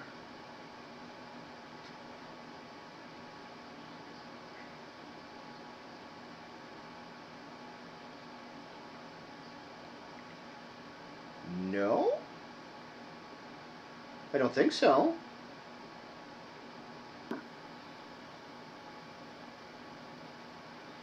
Interesting. So hey everybody, the sword is kind enough to tell us that some of the security features of the place may be located here, but did not believe that the unnaturally chilling coldness was one of the functions. Is there a chance that we could employ any of the security features against the dragon, other than the golem we found? Very good question. Let me ask. Hey, friend Sword. Sadira? Oh, yeah, I'm here. Yep. My friends actually had a great question, which I was wondering if you would you happen to know if any of the security features could be used against the red dragon? Well, see, the security features I think are localized to that specific area. So, like, yes, if you could get the dragon into that specific spot, you could potentially use the security features against the dragon. However, until you actually get the dragon into that spot, I'm not really sure. And again, that little red-headed dwarf is now kind of formed in your head. She's like, I'm not sure. It's not like you can do the thing over there and have it affect the dragon over there. You'd have to move the dragon from over there over to here, and then do the thing over here, and then it would do the thing to the dragon. That's fair. Now, for the room where there was all those like energy portals, does that sound familiar to you? Yeah. That's where we. That's where the. Sorry, that's me fumbling, not her. That's how you get into the administrator's quarters. Okay, but was there a way for those portals to get to the... So the dragon was making their... Was it their lair inside that... Like past the portals? I'm pretty sure that's where the dragon is. I don't know for sure, but like... I was in the administrator's quarters once, and they were pretty swanky. So if I were a dragon, I would totally live there. Do you know how to get past the portals? Or how they work exactly? Go through them in a specific order. You know the specific order to go through the portals? Not even a little bit. Crap. Okay. On a side note, I know we talked about this a little bit, but I realize, we had a little downtime to reflect. Do you have an idea of a name you'd like me to call you? Sword seems so... I mean, it's functional, but it doesn't really put into place kind of your awesomeness. Yes, I did. I thought about it last night because it was dark and I wasn't talking to anybody, so I was talking to myself. And you know what I said to myself? I said, "Self, you're rather odd because you're talking to yourself and then you're answering yourself." Now, I've been told that you're not really crazy unless you interrupt yourself when you're talking to yourself, but that's neither here nor there. The point is, I'm kind of odd. But also, in Dwarven, odd means the tip of the sword, right? See what I'm going for? So, like, Okay. you should call me odd.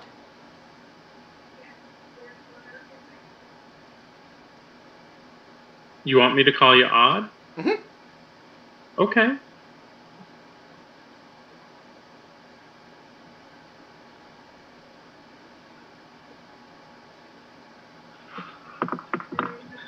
So she made a pun in Dwarvish. That seems a bit odd, but okay. Well, see, and I was thinking calling her Tipper, but that was just me. But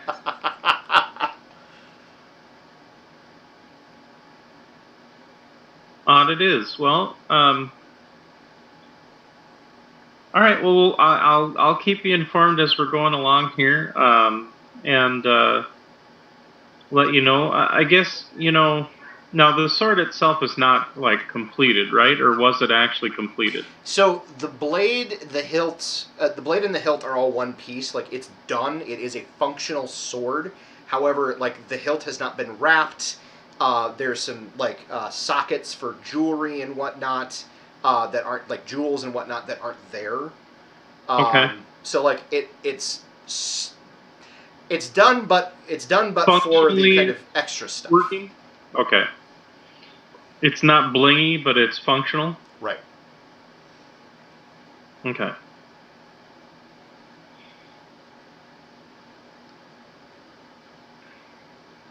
All right.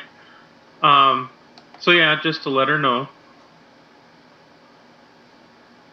Hey everybody, just to let you know, the sword chose her name, so to speak. So, her name is Odd.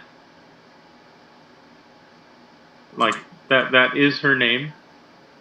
Okay. Real quick, while you were chatting with the sword, at one point Aranier turned to probably Katie and go, "He's talking to a sword." Katie then explained. Which makes me wonder, does Mom understand Dwarven? Where do you think you learned it?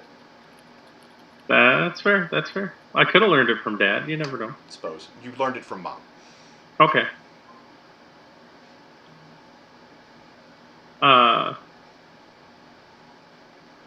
Okay. So yeah. Good news, bad news. To get past to where the administrator's posh area is, which is assuming where the Red Dragon's lair is, you have to go through the portals in a certain order, but damned if she has an idea what order that is. Does she know if there's any repercussions for going into them in the incorrect order? Great question. Also, does she know how big the administrator's quarters are? She would say best guess 1, 5, 10, 15, 20, 25, 30, 5, 10, 20, 30. That is so Easily cheating. easily like 40 by 40 feet. Hey, don't hate the player, hate the game. He is saving me time. That's all I'm going to say.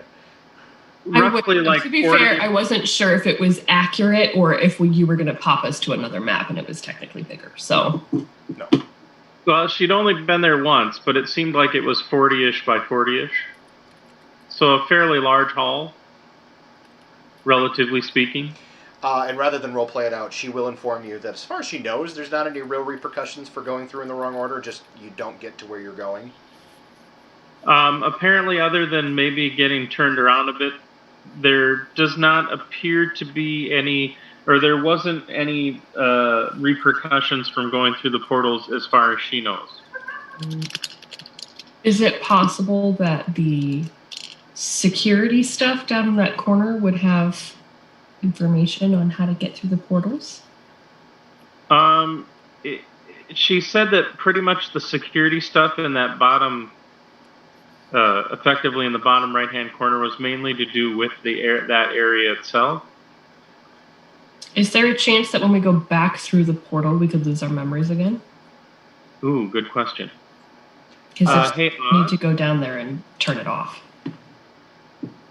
Hey, Odd, if we go through the portal back out, because we're not necessarily Dwarven, would it affect us with the mind whammy like it did last time? Well, I guess the question is, did any of you rapidly or suddenly become dwarves? No. Then yes, definitely you would lose your memory again. Okay. Kira, most likely we'd lose our memories if we went through again. Okay. So my suggestion, since we have, to the best of our knowledge, fire giants waiting for us on the other side, we might want to turn that off so that we're not wondering who we are and how we got there and get murdered by fire giants. Oh. Hey, Odd, is there a way to turn off the portal, so to speak? Not the portal, the security feature.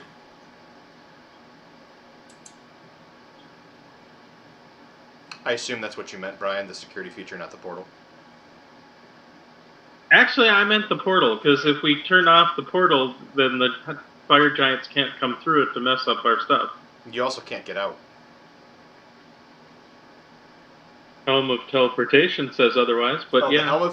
You're correct. The Helm of Teleportation says otherwise. I mean, unless there's... I should say, hey, Odd, is there anything stopping anyone from teleporting out of these chambers? I don't think so. Okay, And honestly, as far as turning off the portal, I have no idea.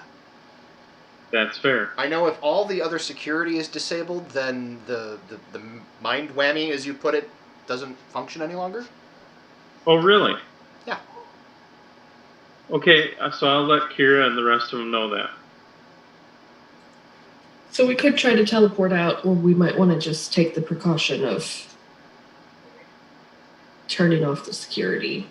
Unless you think there's a possibility something could come in after us, and maybe it would be a better idea to leave it up for now.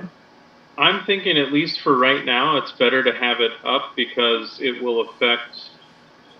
should theoretically affect anyone who's not dwarven. So unless all the fire giants know how to polymorph into a dwarf and do so, my guess is that they would get as mind whammied going through as we would. Okay. Would that matter though? I mean, they're fire giants. They're just gonna be like, "Hey, stuff to eat." They might fight each other instead. There's some very tight quarters that I don't think the fire giants could fit through in order to get to us. Yeah, not more than one could fit in there comfortably.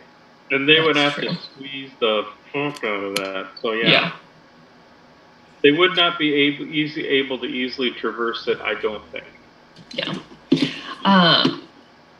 Now, I seem to remember while we were walking around the outside of the portals that there was like a staircase or something down to another area that I don't think we went down. We didn't because it was walled off with, I think, like a wall of stone or something. Yep, right here there is a wall of stone. Oh, okay. Well, never. I mean, Now, granted, someone got a nice big magical warhammer to start smashing rock if one were so inclined. And a stone amulet that controls things. Like and an iron golem that could iron just golem that can also smash the fuck out of it. But I would say yes, but that's very loud. And if I would prefer to get the drop on a dragon as much as I possibly can, and I don't know that we will. But I mean, in its lair. We smash the thing. Let me ask it, I guess, a different way, dear. Out of everyone here, who can be subtle when it comes to sneaking? Aranye and Katie both kind of raised their hands. So, I mean, half of us, we're probably not going to be that subtle. Plus, if the dragon has poked its head out any time during the time we rested, it'll notice that the stone or the iron golem has moved. Yeah, I'm not particularly quiet. So a lot of clanking that happens. As much as we want to be sneaky, it is a dragon, and we're in its home territory. My guess is it knows something's up. It may not know all the specifics, but it probably knows someone's here. That's just my guess. Well, I guess Katie will pipe in at this point and just... Well, I guess the question is, do we want to go straight for the dragon, or do we want to search the rest of the dungeon? I think it's smart to search the rest of the dungeon first, but if the feeling is that we need to get right down to business, I will bow to the group.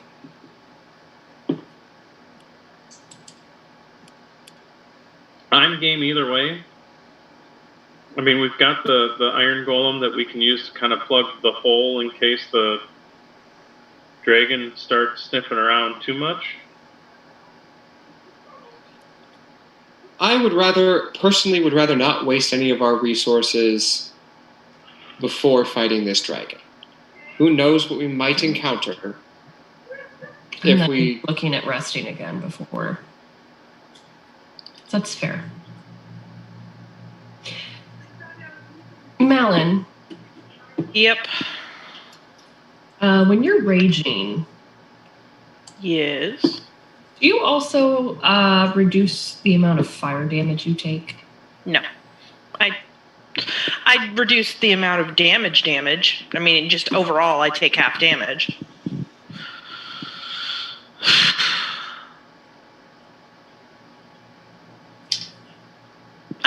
gonna go in and draw. I'm gonna go in and draw fire. That's what. Well, but here's That's what I'm hear me doing. out. We're Okay. looking at a very old dragon, right? If its baby was a grown dragon, we're looking at what is probably a very old dragon. Yes. In a 40 by 40 foot room, which means we're not going to have much room to maneuver. No, I'm with And you. also means that probably when it starts exhaling fire, it's just gonna fill the room. Yep. Yeah. There's gonna be no place to hide. Ideally, we'd like to get it out of that room, but it's not. As it's an old dragon, it's not dumb. It's not gonna come. Unless we really piss it off. I would prefer to fight this dragon in a confined space than having it be able to fly around. Also, didn't you kill its child? We Says Aranya. sure did. I would say that it's probably sufficiently pissed off.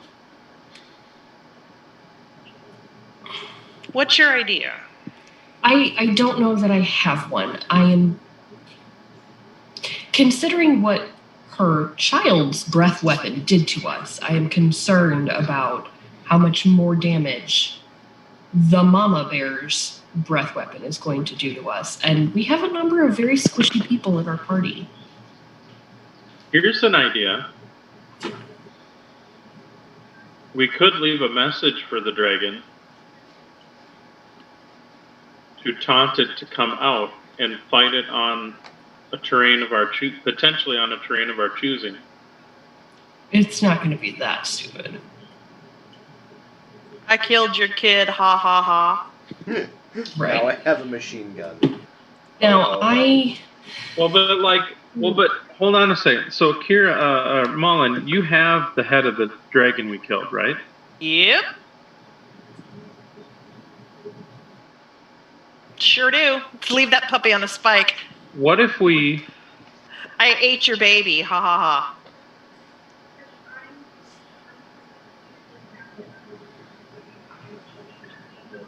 I mean, ultimately, we'd have to go after its ego to maybe try to incite it to come after us. But maybe there's a possibility if we, and I'm just spitballing here. Admittedly, I'm not the most clever at kind of figuring some of this stuff out, but maybe if we say something along the lines of, we killed your child, we're going to use the rest of her body for a ritual to seal off the mines or something and stop your reign of terror forever or something stupid. I don't know. Okay, one, the dragon's going to know more about arcane crap than we do. Two, in here. what? How did the dragon get in here? It couldn't have fit through an itty-bitty portal. Well, the daughter polymorphed into a human. I'm assuming it did the same, or Goliath, excuse me. I'm assuming it did the same. Or something similar. You know what is larger but is still a cavern? What? The other side of the portal. I Also, I don't fire really, giants. Yeah, I'm not following you. Admittedly, if we did that, then we would be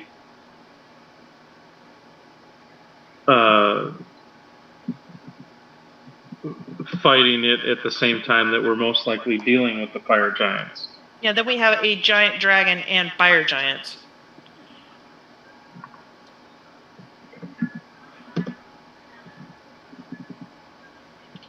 Well, I can grant one person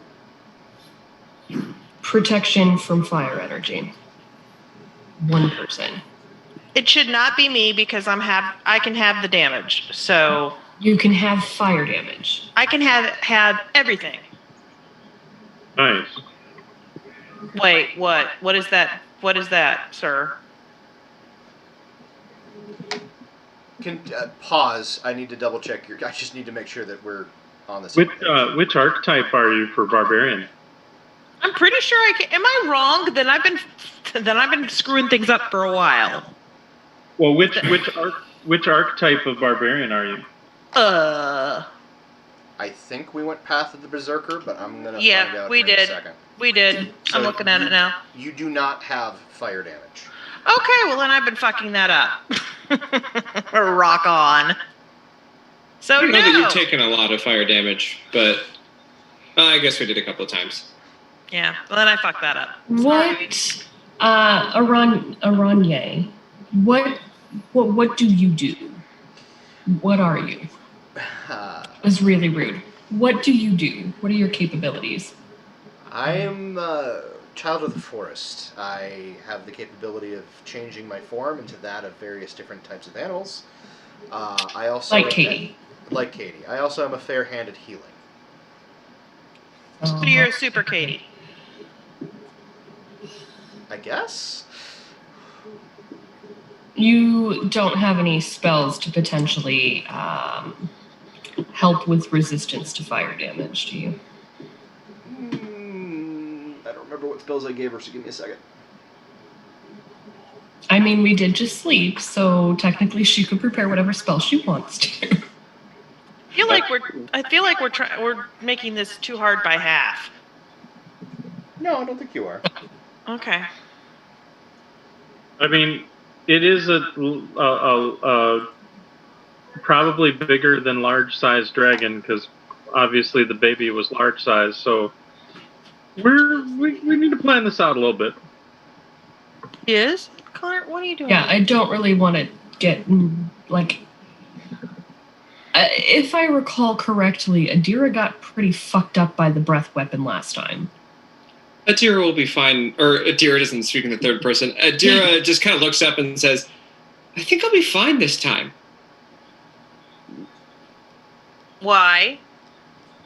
It's just a sneaking suspicion. Trust me. Okay. She says... I trust you, but I will continue worrying about you. She says, I do have a protection spell that I also can imbue on one person. I feel like that should be on the squishiest. If Adira says she'll be fine, then Adira says she'll be fine. So the second squishiest?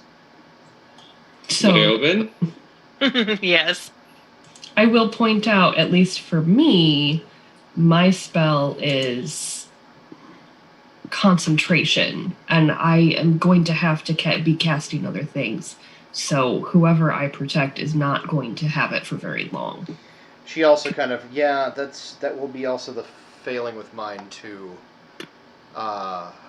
If I need, I can hold it up as long as I can, but if I need to cast a healing spell, And it's going down. well not necessarily. There are a number of things that if I have to cast, that would go down. Not necessarily. Most healing spells do not require concentration, so I can maintain one that does, and still cast other spells. But anything that does require my focus, they will immediately lose their protection.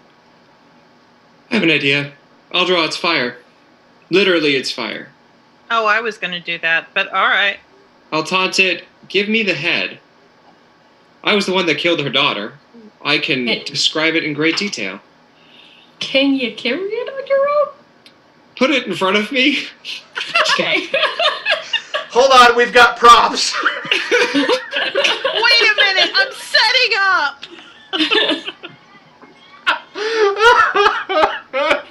Just the image of like, hold on, we're gonna fight, but I gotta do a thing first. Wait a minute, I gotta prepare. Okay, Recall, please. I'm here. Have you met your daughter? Have you met your daughter? No, you can do ventriloquism. Hello, Bob. Nice to see you. I'm super fucking dead. I got killed. So wrong. There's a gaming story there that I will tell not on the mics. Although it might be best just to assume that we're going to have to rotate who takes that fire. Literally. Fair.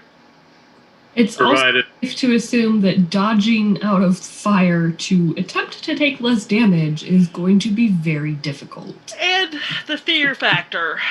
We all got, a lot of us got shook. Well, stay close to me, because my super cool sword will help with that, and also, don't I have an aura that makes? Yeah, I have an aura. So if you're within 10 feet of me, you cannot be frightened. Ba-bam. That does Sorry. that does lend some credence to fighting in close quarters. Yes. I don't think we're gonna have a choice in fighting because this is an old dragon. Presumably, it's been around a while. It's not dumb. I don't think we're gonna enrage it enough to draw it out. I'm with Malin, and I truly do not believe that. I can't foresee a scenario where we can fight this dragon where it can. This may be the only place that it can not take advantage of its wings. That is true. And the problems that we had with the last dragon came when it tried to fly. Yes. If she can get out of our range, then it's nigh impossible to do anything worth anything. This is gonna suck no matter how you slice it. It is. I can bring one person back from the dead today. Oh, hooray! Well, that's Comforting. encouraging. I can do something kind of like that. I can also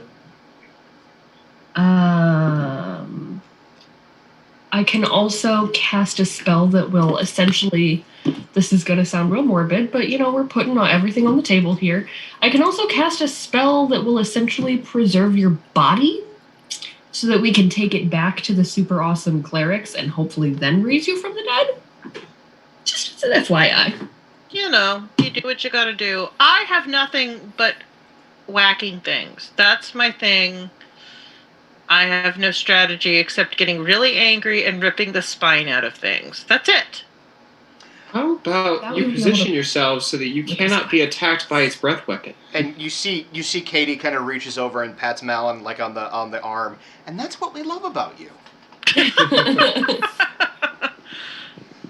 You might still be able to ride its back. It would be very difficult for it to attack you with its breath weapon if you're upon it. That is always my move. And it can't fly to shake you off. I mean, it can still buck, but What it'll do is it will fly high enough to squish me on the ceiling. That's what's gonna happen. oh, hey, Leoben. Does Odd know how tall the chamber is? Hey, Odd. That's I know you something said that we the chamber consider. was the administrative chamber that you think that's where the dragon's at was roughly 40 by 40, give or take. Do you remember how tall it was? Yeah, he has this great mosaic that goes up like maybe 60 feet, and it's this picture of blah da da da da da da da da da da, and she just kind of keeps yammering on. And as I'm listening, I will be listening, but I will be like, and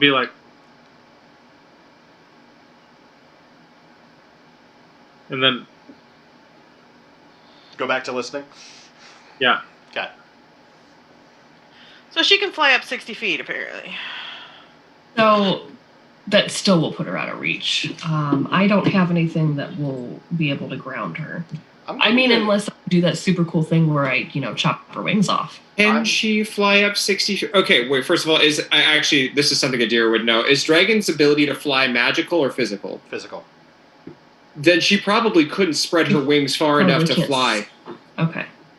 Well, but realize her fighting space is like whatever it is. So like 20 by 20 or 15 by 15. So that's taking into account enough space to be able to move and maneuver. So feasibly she could fly in that space, but also she wouldn't be 60 feet above you. She could go up to 60 feet, but her fighting space would still be lower. Gotcha. Okay. Like the top of her would hit Let's go. 60 feet, but the bottom of her wouldn't. Right. Let's go kill a dragon. No sense in thinking through it too much. Let's just hit it really hard and multiple times. I mean, there's only so much strategy you can do at this point. I really don't know. And strategy's not really my forte. Like I said, I get mad and I hit things. So I have to ask the players a question, and the only reason why I'm asking is because I am willing to do it in the interests of time. The puzzle, you can't. You will eventually figure out. I have no doubt about that. I don't want to deal with a puzzle right now. That was my question. You're eventually going to figure it out, and you're eventually going to be able to get through it. Do you want to just jump to the combat? Sure. Yes, but before we jump to the combat, a few preparatory things want to be done. Okay. So, how about this? I'm going to have you guys move to your Roll20. There we go. This is fine. And move to the room just south of that main. Like down here? Hold on, I gotta get the thing here. Where's the D&D symbol? That's So this thing here? Okay. The D&D symbol I have so that our viewers can see what the fuck is going on. Adam, can you move the golem into that room too? Yep. Thank you. Adir is going to instruct the golem to attack a dragon. Why not? Any dragon it sees, it should attack. That's fair. Yeah, I'm here for it. Consequently, she turns to Katie and says, "Can you transform into a dragon? If you can, don't." Also, Katie's mom, if you can transform into a dragon, don't. Don't. That's not part of my wheelhouse, no. This is gonna suck so much. This is really gonna suck. All right. Adira then all of a sudden convulses and bursts into flames. What? This girl is on fire! Well, that's Whoa. new. Adira? She looks at herself and says, "I had a feeling I didn't need to worry." What just happened? And, like, flames are licking all over her body and, like, not burning her clothing or anything like that. She's just, like, wreathed in flame. That's kind of badass. Oh, okay. Malin, if you don't object, I will use my spell on myself because Go I for can't it. have damage. Go for it. Okay. I mean, I could start by casting the spell on somebody. Now, admittedly, I'm here to help, but if I'm being totally honest, I'd rather it be one of my children. No, it should be Leoben, probably. He's squishy. He's squishier. I'm just gonna They're take not- the brunt of it. They're not wrong. So she reaches over, she gives you a big ol' hug, and casts Protection from Energy Fire on you. So you now have Okay. resistance to fire, Leoben. Excellent. This is gonna suck. Yeah. I will say I'm really excited because I just realized that my 11th level thing was my improved Divine Smite. I don't have to use a spell slot anymore. I just do radiant damage. Oh, sweet. Kind of awesome. Right, but but if you do use the spell slot, you do even more. I do more damage. Yeah. So there's still useful things for it, but it is pretty. Oh yeah. Before In we general, go, it's just pretty badass. before we go in, I'm gonna dump the potion of heroism so I don't have to be around Kira because I got a bless spell on me. Nice. Nice. Oh, that's a really good. Okay. I have the potion of Cloud Giant Strength. I have fire giant strength. We could be besties. You know what? My damage is based off of So was mine. my strength, isn't it? Yup. Sure is. Alright, so Potion of Heroism. I Not get only are you, well, you've already got temporary hit points, so that doesn't stack. Yeah. So yeah, you're under the effects of a bless spell, basically. Sweet. Which is not a terrible thing. No, it's not. That means I can get away from Kira. We can flank it or do whatever, and I don't have to worry about losing that because I'm going to need all the help I can get on the saves. You know what bless does? I think so. Whenever the target makes an attack roll or saving throw before the spell ends, the target can roll a d4 and add that number to the attack or saving throw. Yeah, you add Sweet. a d4 to attacks and saves. Yeah. All right, let me find me a d4 in my pile of dice. That'll do. Kira is 100% gonna chug the potion of cloud giant strength because you know what? Why This not? Good part. Oh, yeah. Time to use it. You know what? I'm gonna do the fire giant strength because Fuck yeah. why not? Fuck yeah. What else? Oh my Let's god. load it up. I Hold mean, up. now is Hold the up. time to do the things. Can I do a slight retcon because I just saw another potion in my. Yeah, I just saw another potion in my inventory, sure. Which was? which is a potion of invulnerability, which gives me resistance to all damage. Can I drink that and then use my spell on Katie? Sure. Because Katie can't have damage either, can she? No. Yeah. Although Katie's like, fire elemental. Yeah, but also it's not going to take fire damage. So are you going fire elemental? That's a good point. And you cast spells when you're in fire elemental? Yes, actually, Mom taught me how. The part of the Order of the Moon is that you can still cast spells where you're in wild shape. Nice. I would suggest me using it on Katie rather than Malin because Katie can't have damage. Guess what else I got? What else do you have? I got a potion of growth. Does that make you giant, Malin? Yes! Yes, Jesus it does. Christ. All right, so who had fire giant strength? Me. All right, so your strength is going to go up to 25. Mm-hmm. I have cloud giant strength, so mine goes up to a 27. Yep. Dear Lord. I'm also absolutely downing the potion of invulnerability, so I'm damage. I am downing the enlarge, and it will enlarge me for a die 4 hours. I So- regret nothing right now. Roll your die 4, please. 2 hours. I'm giant. Jesus Christ, and a cracker. All right, so I mean, Malin, your this type of strength. fight is exactly why we have these potions. Oh yeah, no, like this is the time to use all of the things. All right. So I'm giant. So I don't know what that does to me. Well, give me a moment. Okay. Sorry. No, I'm adjusting your sheet. I Laura, will say, I know that the potion only gives me a minute, so I'll drink it right before we go in. Okay. Does it only give you a minute? That's what it says. For Fire 1 giant minute. strength is for an hour. No, the potion of invulnerability. Is what I Oh, want. invulnerability. I'm sorry. Yeah. Okay. So I'll chug the strength potion, but the invulnerability I'll chug right before we go through the portal. All right. Do you know how to alter your thing? Do you know how to alter your strength so it's higher? Me or her? Yeah, I've got my strength fixed. Okay. No, Malin, I've already got you covered. Where? If you refresh your D&D Beyond page, you should now have a strength of 25. Okay, it's refreshing. Hey. Bitchin'. All right.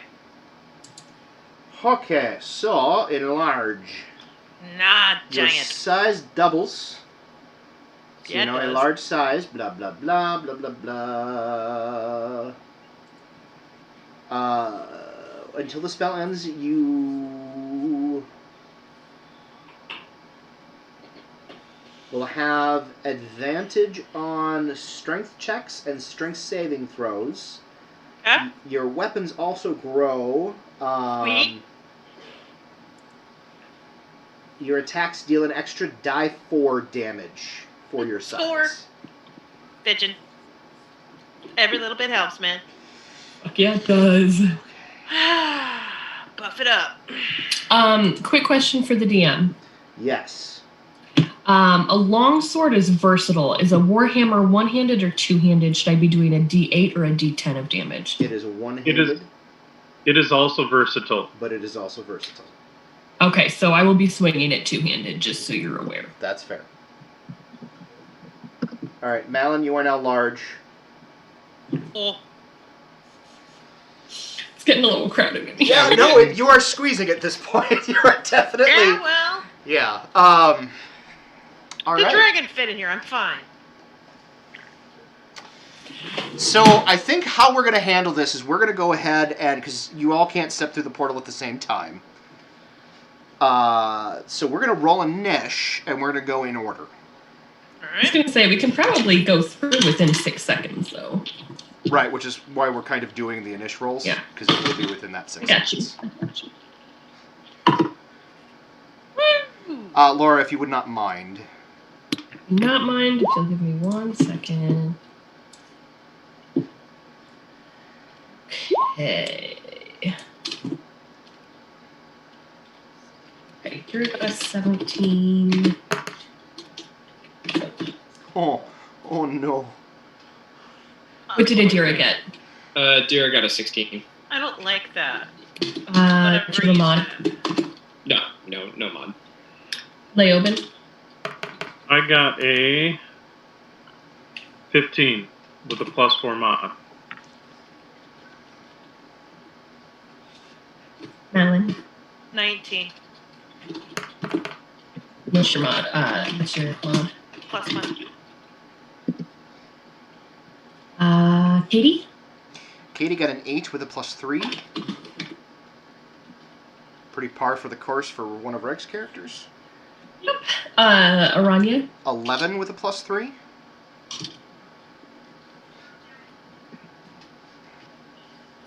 Dragon? The Iron Golem got an 8 Oh, yeah. with a +0. I'm sorry, the Iron Golem got a 7 with a -1.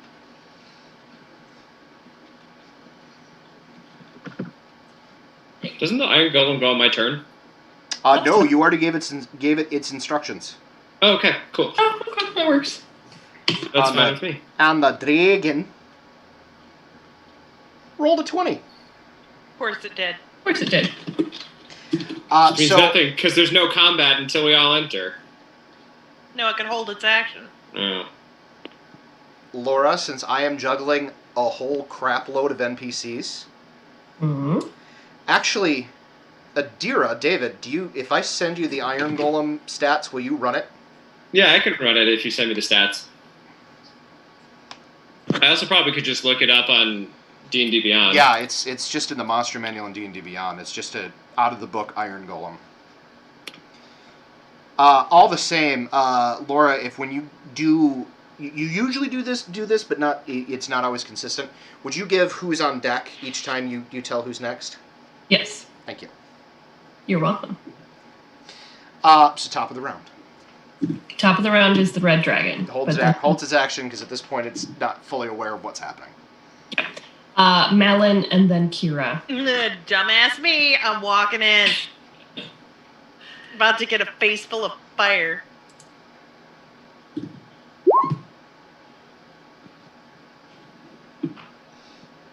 Hello. My name is Malin Regensdaughter. You killed my tribe. Prepare to die.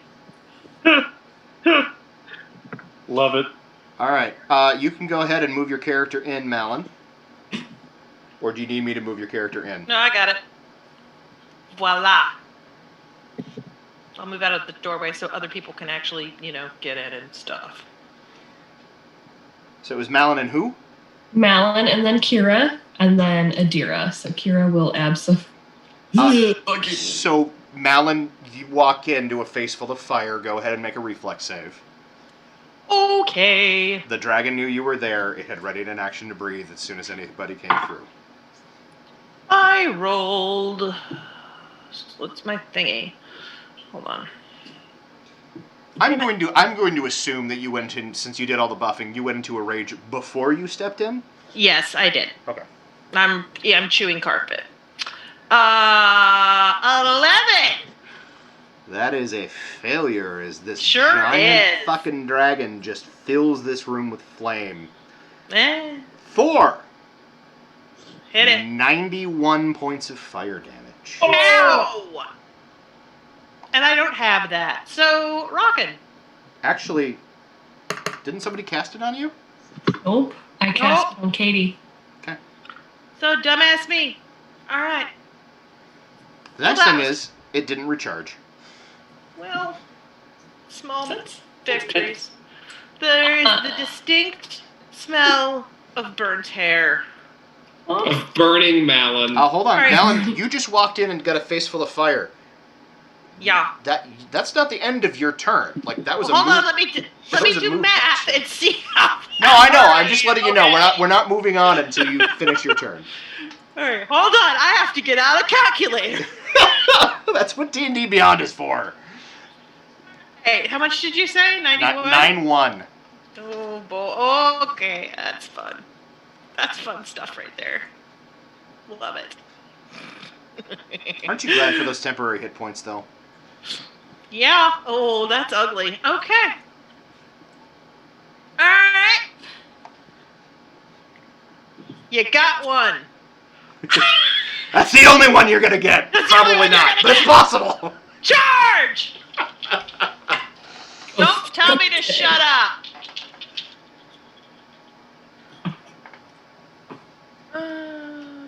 I'm killing things. I'm very important.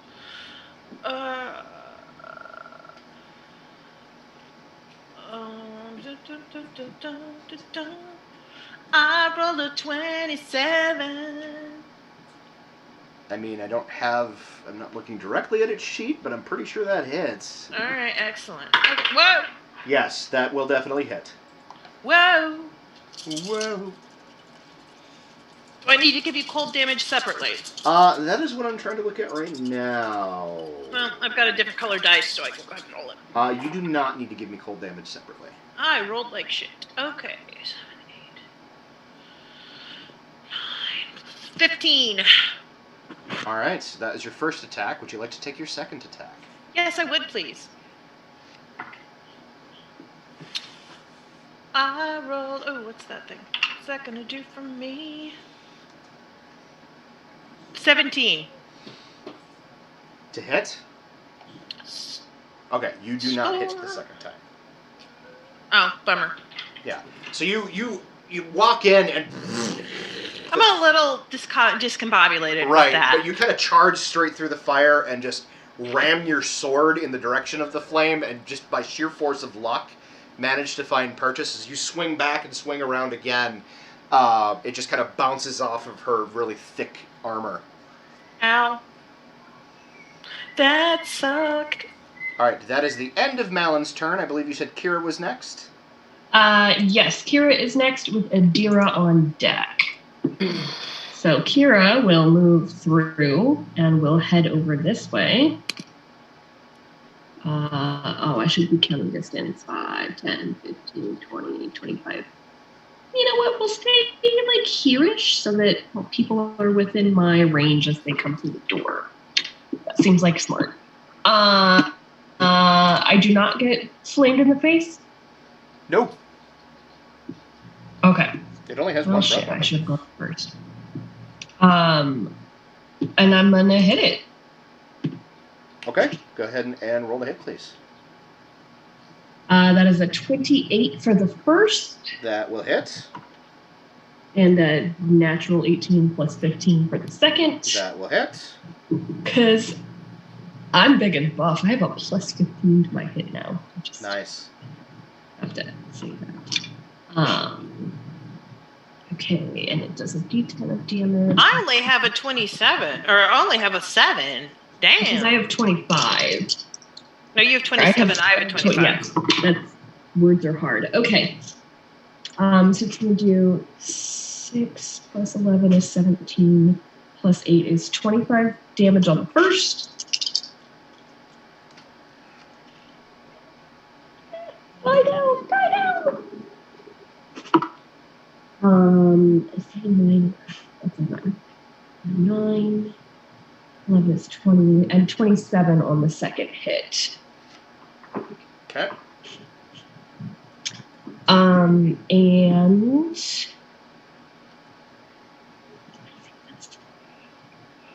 yep, no, because that's concentration.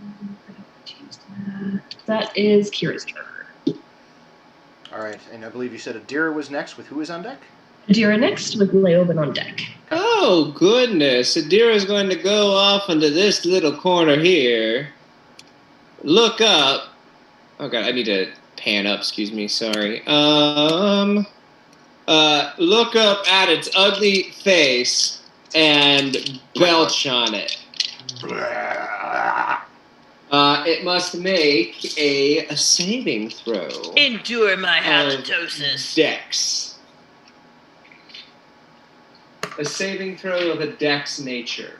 Alright, it's going to fail the saving throw, but I am not going to forget its legendary resistances, so I'm going to employ it this time. Meaning that nothing happens, or is it half damage? It'll take half damage, but it succeeds on the save. I was just like, should I bother rolling or no? No, roll, please. I wish you would forget its legendary saves. Thank you. 12, 16, 30. It can take a legendary sword up its ass. 2. That's your job. Warhammer, actually, but yeah. Funny enough, Wolf said that was a valid tactic. Sure did. Wow. He did indeed. Just throwing it out there. Sounds like Wolf. Adam, it's 20 or 46 total, so 23 halved. Okay. So yeah, as you breathe on it, for a second it doesn't seem like it's going to be fast enough to move, but then time and space kind of seem to bend around it, and the flame is kind of, the dark umbral energy kind of wraps around it, and it hurts it, and you feel it, you see it kind of starting to wither in places, but it's not nearly as painful as it could have been. Well, damn. Roll your recharge, please.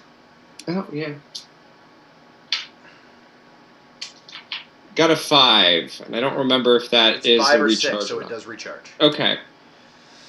All right, which I believe does that end your turn, Adira? That does end my turn. All right, Leoben, All you're right. next. Leoben with Aranya on deck. Thank you. So I'm assuming I probably had both of the blades out I think that's a fair assessment. when we going in. So I'm gonna. Fuck. Sorry, I just saw what we're seeing. So let's go 5 feet. Now, is the dragon large enough that we could effectively move underneath it? Yes. Is the room lit, or is it in darkness? It is only lit because the dragon seems to emanate a fiery glow. Hey, also my sword is glowing. How, are you using the sword or the hammer? Sorry, hammer. It just says longsword on my sheet. My hammer glows with a radiant light. How big of a radiant? 10 feet. 10 feet. 10 feet. Because the dragon is, dear God, 30 feet by 30 feet, are we able to move underneath the dragon? Yeah, you can move underneath the dragon. How bright is the dragon itself? So, the light emanates about 5 feet out from it. Okay. Would you say, other than the light that's coming off of the dragon, there are patches of shadow or dim light? Yes, I see where you're going. Yes, there would be some shadowy illumination pretty handily in most places. Okay, so I am going to continue my move to basically go underneath it to dive into one of those patches of shadow. And then I'm going to effectively shadow step so that I am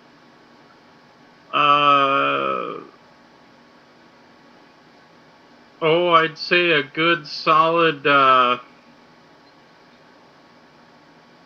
can go, if I go over and up, so kind of over and up, so I'm about 60 feet above, and then drop down on it. Okay. Which, because I shadow stepped, I will get advantage. Okay. Damn. And I'm going to try to impale it with my blade. All right. Dear Now, God, let's hope this works. When you get advantage, you have sneak attack, don't you? yes. Correct. It has acted this round, so you do not get assassinate. I know that. Yeah, I kind of figured when it breath weaponed. In for the butthole. Sadly, though, I don't know if I hit. I only got a, even with rolling advantage, I only got a 17. Yeah, so you kind of plummet down, and again, it's not super far because it's a big fucking dragon. You've got slow fall for days, so I'm not worried about you taking falling damage. And you land, and your blade, which you were trying to like and try to drive straight into its back, just kind of skitters across this back, and you find yourself kind of sliding down its neck. Okay. Do you try to arrest your fall so you stay at its back, or do you let yourself fall to the ground? If I can, I would like to maybe try to stay on it. All right. I want you to make a dexterity saving throw, please. I can do that. No, I'm sorry. Make an athletics check, please. Athletics or acrobatics? Tell you what.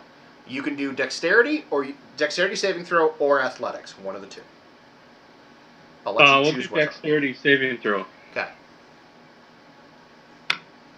And that would be a 26. Yes. So you managed to kind of, with the blade in hand, managed to kind of grab on kind of around one of your arms, or around one of the horns with your, like in the crook of your elbow, and arrest your slide.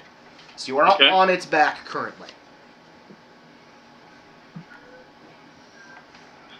All right. You're stealing my move again. I have one thing, and it didn't even work, so, you know. I'm crispy. All right. Does that end your turn, Leoben? Yes. Before Arani is going to go, the dragon is going to take a legendary action. Oh, hell. It's going to use its tail attack to try to knock you off. I would like you to make an athletics check, please. Athletics? Mm-hmm. Well, fuck. That'd be an 8.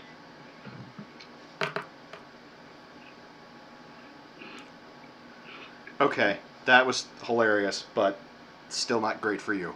Yeah, so the tail kind of goes up and it sweeps you off. It doesn't hit you for any damage, but it just kind of sweeps you off its back, and you will fall, and we'll see you land here. Again, you have slow fall for days. I'm not worried about you taking falling damage. I can absorb 30 damage from falling. You're fine. So that was the end of its legendary action. Arani is going to go. And Katie is on deck. Thank you. She steps into the room, sees the giant fucking monster, probably heard the breath weapon, glances around, sees that Malin is definitely a hurting unit. So she is going to...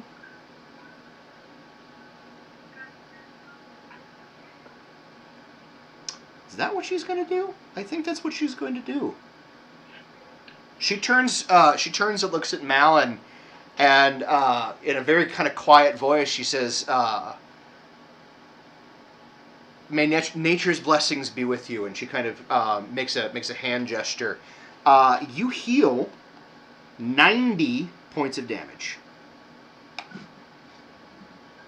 Hey. You're only down 1 now, or whatever. You're muted, Malin. I am only down 1. Amazing. That's kind of awesome. That is the only one that she has. Oh, sorry. Make it count. I'm sorry. Don't apologize. That's what she's here for. And then she is going to use her bonus action to...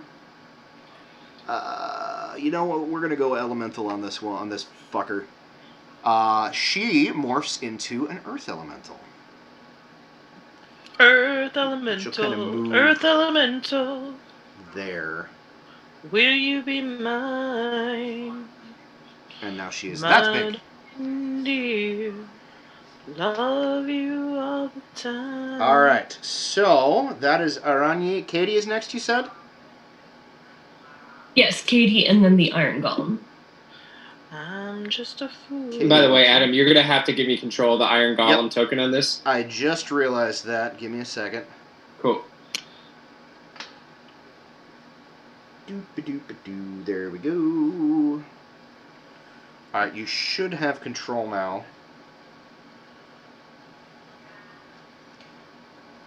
I still can't see it, so I'm going to guess. Hang on.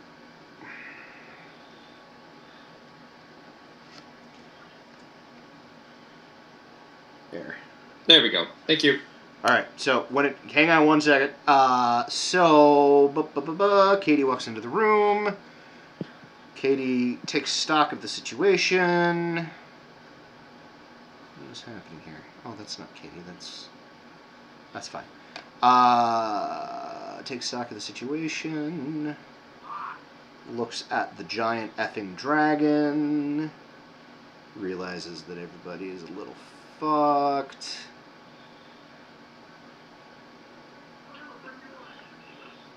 What does that do? Oh, that looks like fun. Sorry, I didn't know I was going to be running her until right before the game, so bear with me a moment. No worries. If it helps at all, I am kind of flanking. Babe, would it be helpful for you if I ran her instead? Yep, sure would. Because I'm like up the order, which means I'm not going right in a row. Sure. Here, I'm going to copy and paste the link to her page to you. No, I can get it. It's in the. Oh, okay. It's in the campaign. Just give me. Well, I'm already looking at stuff for her to do, so I'll finish this round. But yeah, go. Okay, and I'll take her next round. Yep, you can take her next round. Unfortunately, a lot of her shit is not gonna be helpful.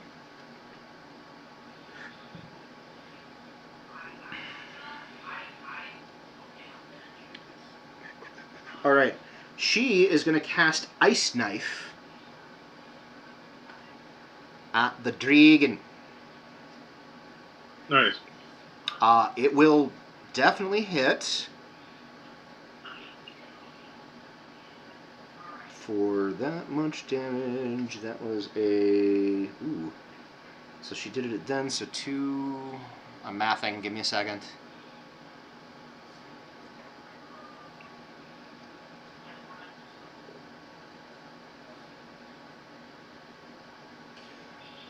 So it'll be... 7 dice 6. Damn. Oh, nice. So she does 38 points of cold damage to it.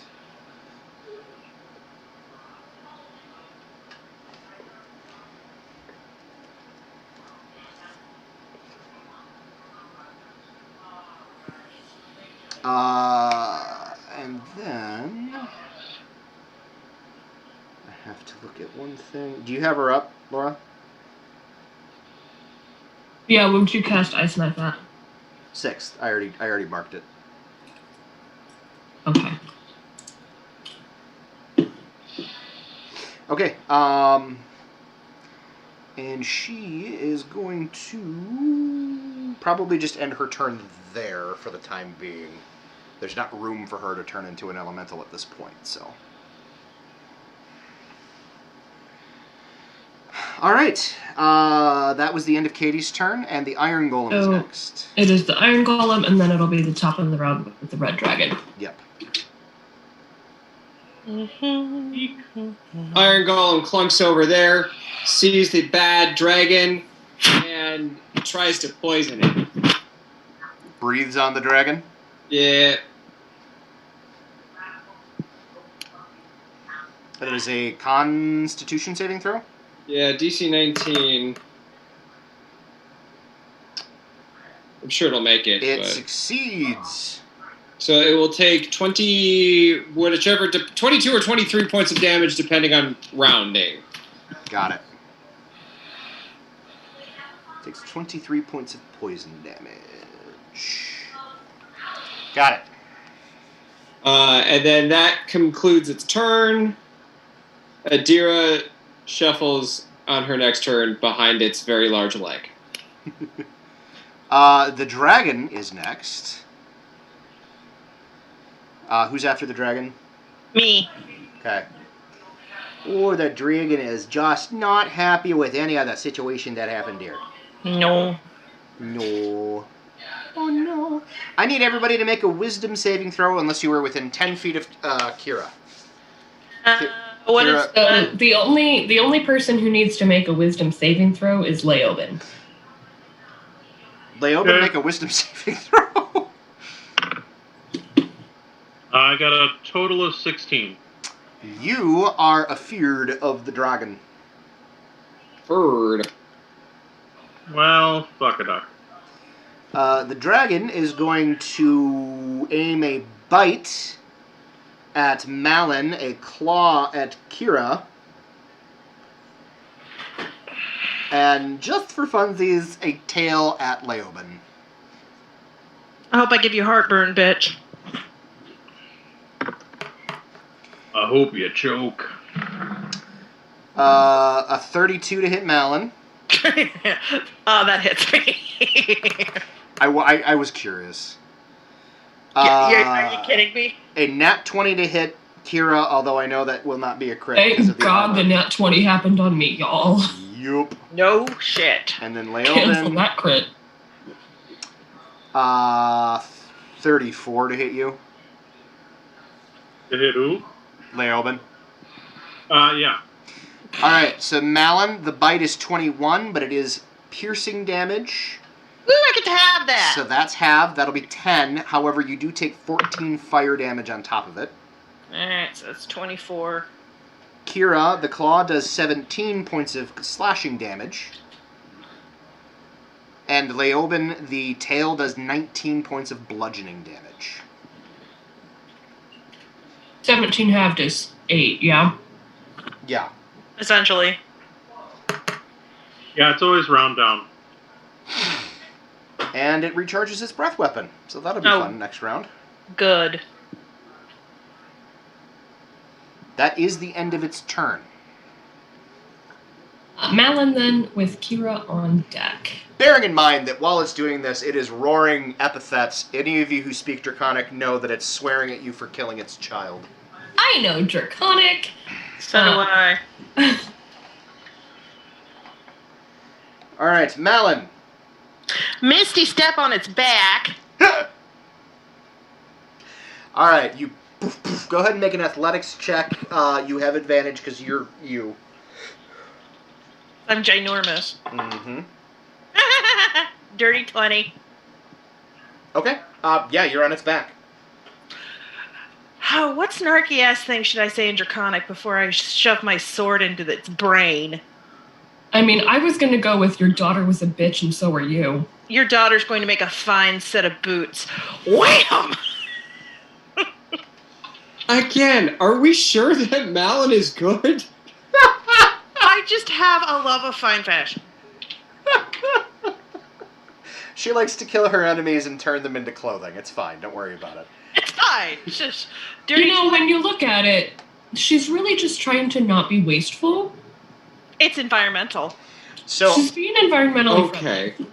Malin, I am going to point out that given the situation, and it's going to be able to hit you pretty much anyway, you might want to employ your reckless attack. Yeah. I'm So- super reckless. Yeah, alright. So go ahead and roll with advantage. Oh, that's better. Okay. 20... Math. 25. That's going to hit for the first one. Go ahead and roll the second one, and I'll just have you roll all the damage.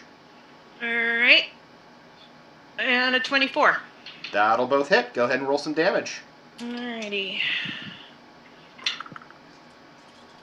Oh, let's just roll it all at the same time. So silver is the cold. Red is fire. Where's me another four-sider? Do you hear my giant pile of dice? Mm-hmm. I'm here for it. Okay. Alright. 6, 10, 15, 21, 24, 28. 30 even. Oh, wait, no, I'm sorry. 30 plus stuff.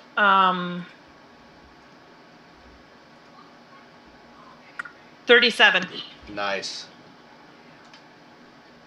Yeah, so it roars in pain as you start hacking into its back.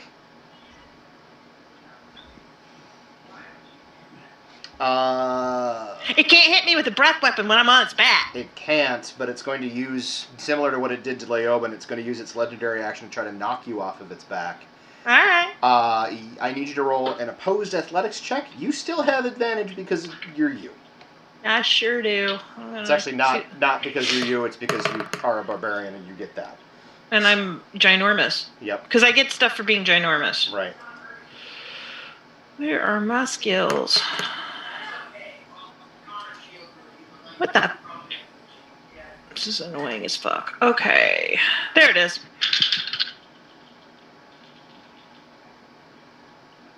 Okay, I like that. 26. Nice. So the dragon, the tail kind of arcs up and around and tries to kind of scrape you off, kind of like a windshield wiper on a windshield. But you just kind of weather it as it scrapes across you and start cursing at it, and Draconic probably.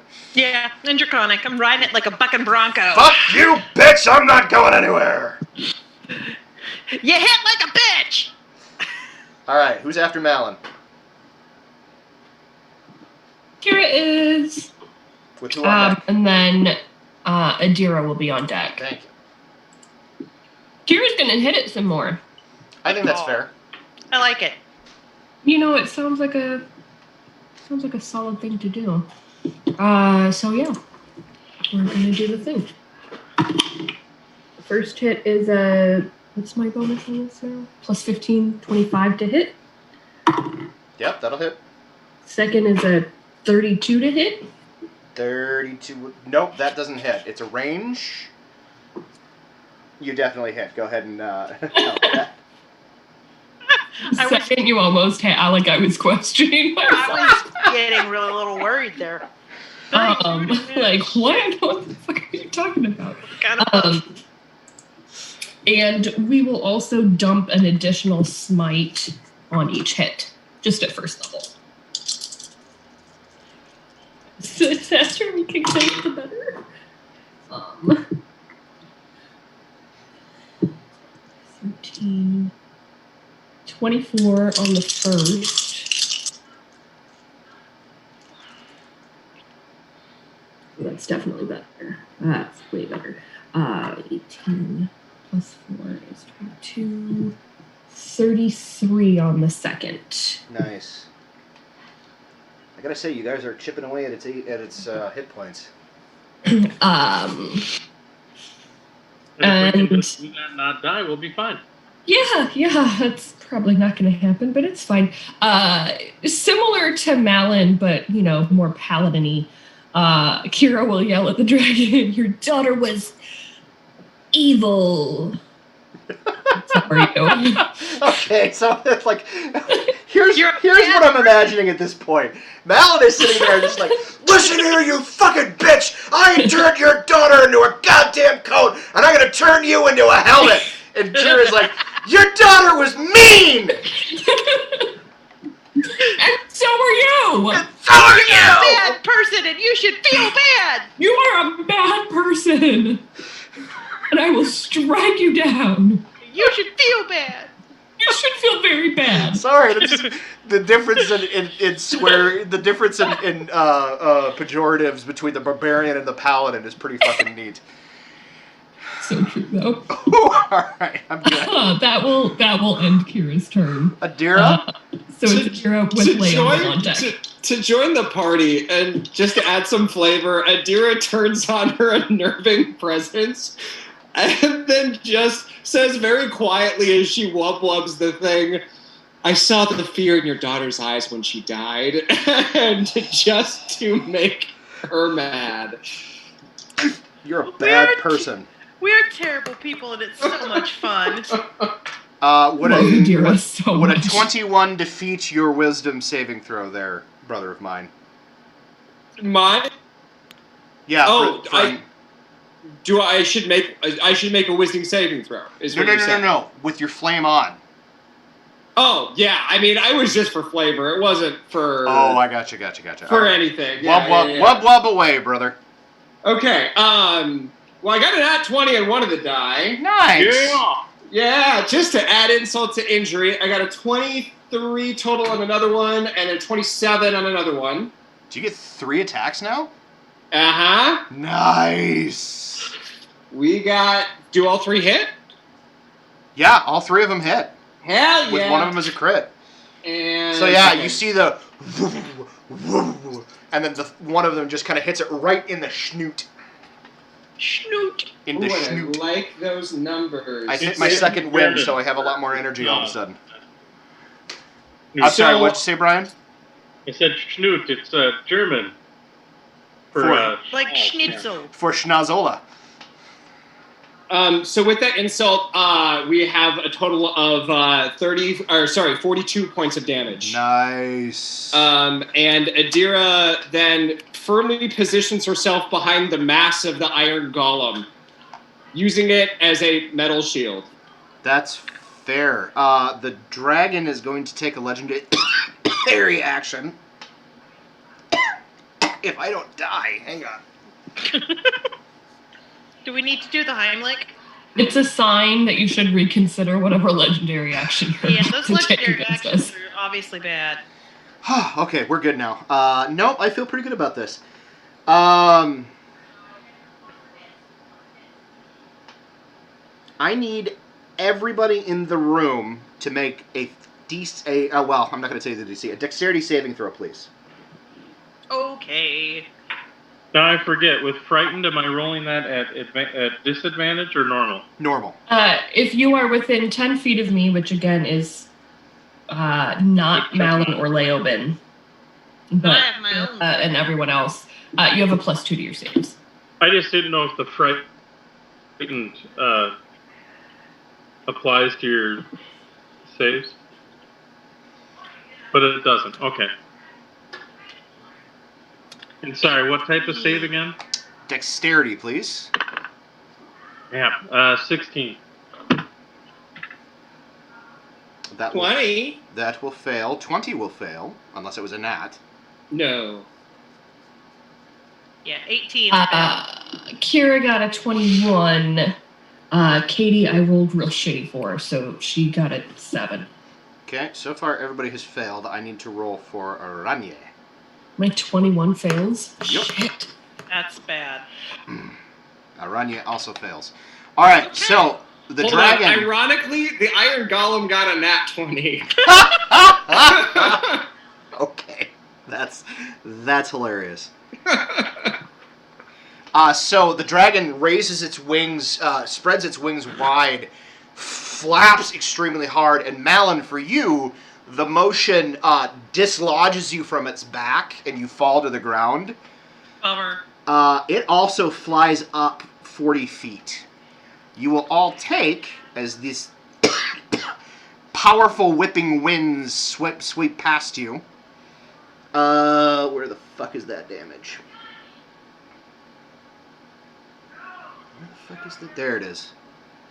17 points of bludgeoning damage. And everybody but the iron golem is knocked prone. That's funny.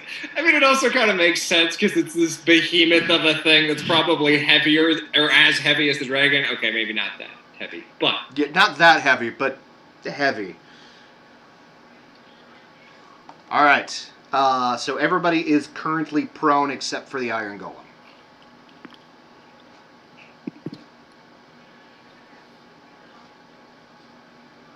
That eats through Aranya's temporary hit points. Ow. All right. That was the dragon's legendary action. Who is next?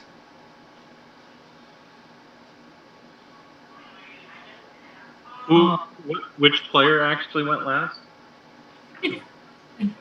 Yura went last. So it would be Leoben with Aranye on deck. Okay. All right. So I can't move towards it, and it flew up. Yep. So how high? It's 40 feet high? Yeah, it's 40 feet off the ground right now. It's right at the ceiling. Okay. I'm going to move back to here. As a bonus action, I would like to hide. Okay.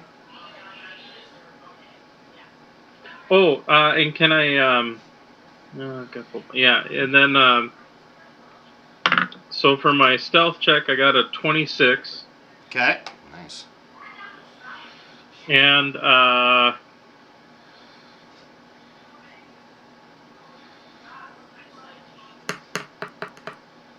yeah, no, I think that's about gonna be what I can do at the moment. I'm gonna stay down here now. All right. At the end of your turn, go ahead and make a wisdom saving throw, please. I got a 12. Okay. You are still frightened. Yeah. Okay, Aranye and then Katie, who I have this turn. Aranye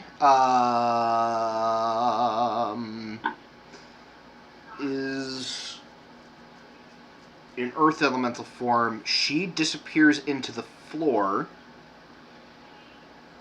And not that you guys know this, but she starts to earth glide up to the roof. Oh, sweet.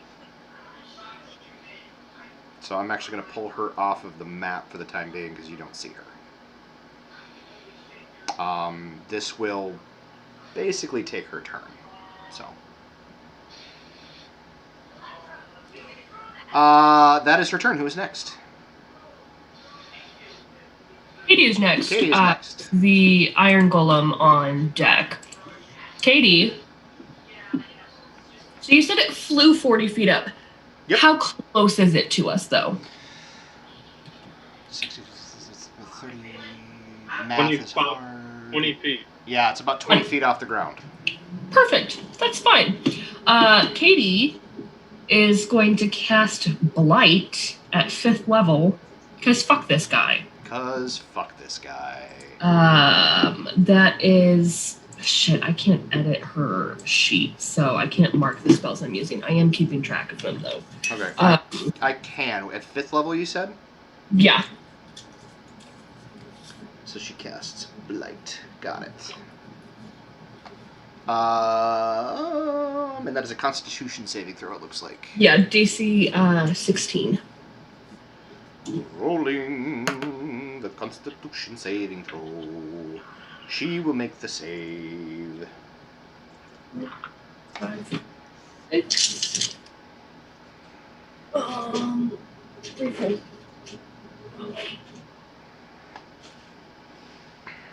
7, 8, 9.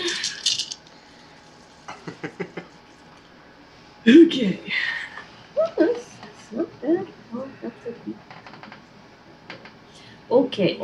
okay. This is gonna... Let's pair these up. Okay, that's 10. That's 10. That's 10. Okay, so 10, 20, 30, 7, 42 halved would be 21. So it'll take 21 points of necrotic damage. Okay. Yeah, you see that necrotic energy kind of wrapping around it and curling around its body, starting to wither it in places, but her body is very, very dense and strong and has quite potent resistances. That's fair. That will be... hang on. Yeah, I think that's because I don't think we have a cantrip at the bonus section. Yeah, that will be the end of Katie's turn. So it is the Iron Golem, and then it'll be the Red Dragon's turn, and we'll all get Christopher. Iron Golem has nothing to do because it's out of range, so it stands there and shakes its fist angrily at it. Okay. Actually, it readies an action that if it comes down within range, it's going to hit the thing with its sword. There you go. As per your prediction, the dragon breathes fire. It's a 90-foot cone, and as it's breathing straight down, it's going to hit everything. Nifty. So I need dexterity saving throws, please. Okay. Adira and the Iron Golem take it like a champ. Again, if you are Adira or Katie or the Iron Golem, you have a +2 to your save. Don't need it. I got crispied. Leoben got a 17. That will fail. I got a 16. Also fail. Katie got a 21. Sadly, also a fail. Mine is also a fail then. Okay. So total damage is 91. Oh, fuck me. What's 91 halved? 45. Oh, that's bad, kids. I'm gonna die. I'm gonna die.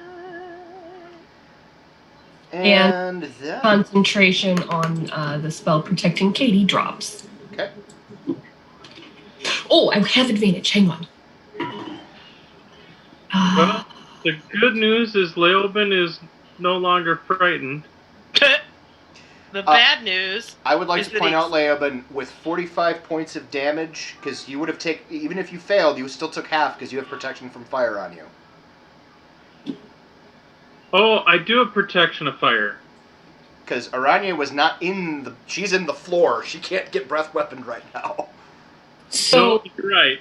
You're right. concentration on a spell is half damage, yeah? Half of the damage you took? It's 10 or half the damage.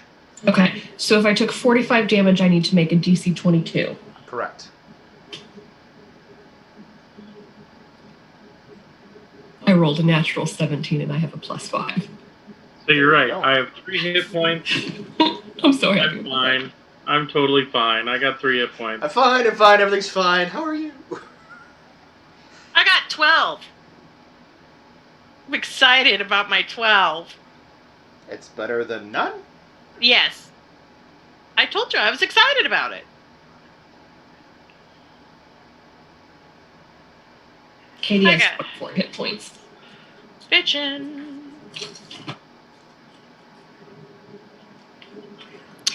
I got me a healing potion. I'm gonna heal up and I'm gonna shove my... I'm aiming for the butthole. This is my plan now. We're at that portion of the night. Oh, we're at the time of the night where people try to crawl up dragon buttholes. Yep. I don't sure know. are. I don't know. Malin, I do believe it is your turn. Sure is. Gonna chuck me my healing potion. Okay. So, 5 plus 10. Wait a minute. Oh, crap. What does that do for me? Which healing potion do you have? Greater healing. So I got 14 more. Okay. Okay. So I got me a whopping 26 here. Alright. Reckless attack! Bang bang! Let's do this. It is currently 20 feet off the ground and 10 feet above you. Fuck me. Okay. Oh, what is your reach when you're large? I don't know. What is my reach when I'm large? It might be 10 feet. It might be 10 feet. Give me a second. In which case, I'm shoving something up its butthole. I'm going to do a thing. Give me a moment.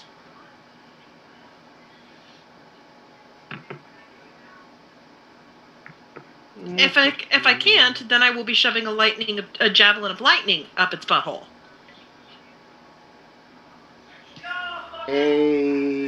Yeah. Your reach is 10 feet. Fuck you, bitch. So go ahead and roll your to hit with your savage attack. Or reckless attack. My reckless attack. Thank you, God, for that, because I needed it. Go away. 18 on the die plus 11 is 29. 29 is going to hit. And a 17 plus 11 is 28. Also going to hit. Alright, let's do this. Come on, give me some good damage, bitches.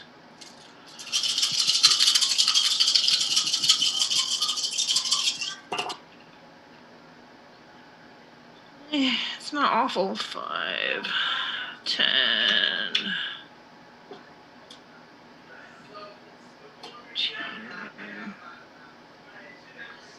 13, 16.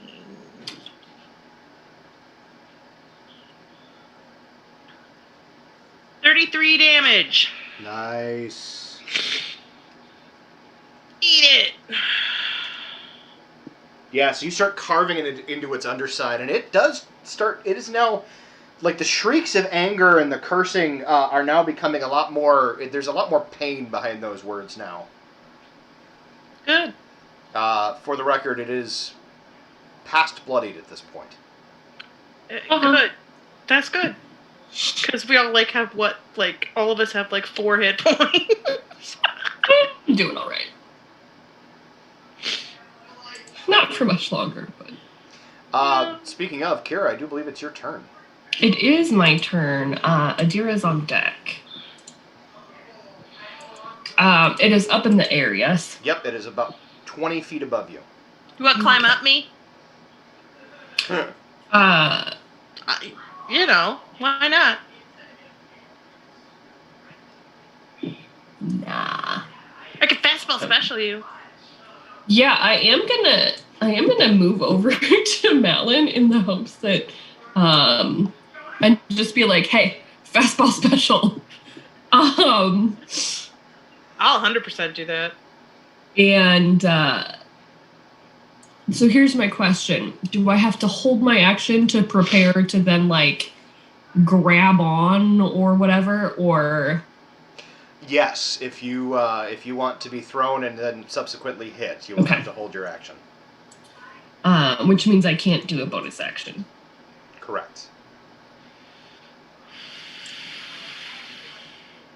Okay.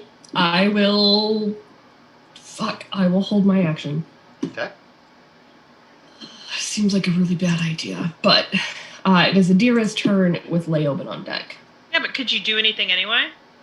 I mean, I had a spell I was thinking about, but it's like a buff or a heal. It's not a attack the dragon thing. Adira. Adam, how? Oh wait, the reach is 10 feet Who's for a large-sized creature? Typically, yes. So for your iron golem, it would be 10 feet. Oh, so it could attack the damn thing. Yeah, it could have. Oh, damn it. Well, I guess I didn't realize that. So I will make sure. Well, I did say that it was holding an action until whatever. So can I go ahead and take that held action? Sure, you can attack it. Yeah, all right. So I'm just going to go ahead and have the thing hit it, try to hit it twice. It's Adira's turn. It's not the Iron Golem's turn. Right, but it's going to have it take its held action now. Yeah, because I didn't realize that it actually could hit the thing with its whatever. So it's going to take 2 swings at the thing with its sword. And it gets a 29 and a 22. Both will hit. Okay. I'm just going to do the average damage. So it takes 23 and 23, so 46 total of magical slashing damage. Got it. And then Adira, it is your turn. Adira, just kind of from her prone position, just kind of looks up between the Iron Golem's legs and wubs it. Okay. Again, deciding to forego the usual insults. They don't seem wise at this point. Doesn't really feel the need to draw attention to herself? Not really. Not really, no. Let's see here. We've got a 25. Hits. 23. Also hits. And a 19. That will not hit. Okay. The 2 hits. That will do 20 points of damage, of force damage. Got it. Adira will then delicately pick herself back up and position herself so that the dragon's face that the golem is directly between herself and the dragon's face. Got it. And that will conclude Adira's turn. Thank you. Adira. After Adira is Leoben with Aranye on deck. Now, just to verify, are we doing the house rule that for yourself you can draw and drink a potion as a move action? Yes. Okay, so I'm going to take an action to sheathe my short sword. I'm going to take a move action to draw and drink a potion of healing. Okay. It's just a regular potion, but so that'll be a whopping 8, which actually is not bad, all things considered. Provided, come on. There you go.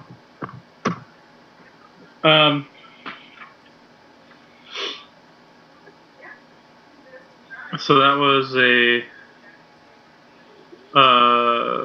move and an action, and I will. I guess I'm just going to continue to hide. Do you want me to re-roll my stealth? 2 things I need you to do. First, make your wisdom saving throw. Well, if you want me to make it, then I'll make it. Oh, I'd like you to roll your wisdom saving throw. Yes, snarky bastard. Oh! Nat 20! No! Yes! Go! You are no longer afeared. Hallelujah! All right. The other thing I need you to do is make a perception roll, please. Oh. Those never end up good. Shit. And of course, karma, being what it is, rolled a nat 1 on that, so a total of 9. Okay. You are kind of hiding, what's there is kind of there. It's this massive pile of treasure. That's what you see. Okay. All right. After Leoben is Aranye. She will drop out of the ceiling directly onto the back of the dragon.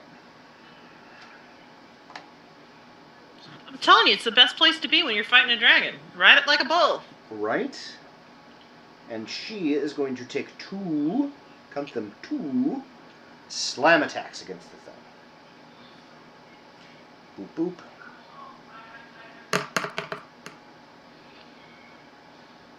Wow.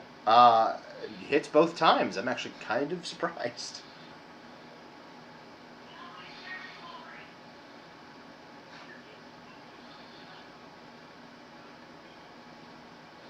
That'd be funny if that's what killed it. It's not, but it would be funny.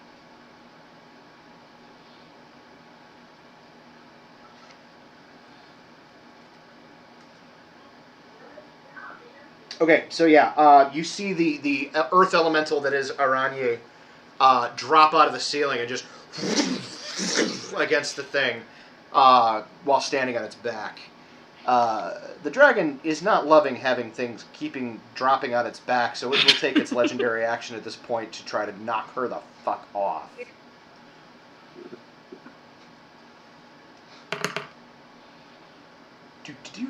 Nat 20. Seriously? So Aranye plummets to the ground from 60 feet. Okay.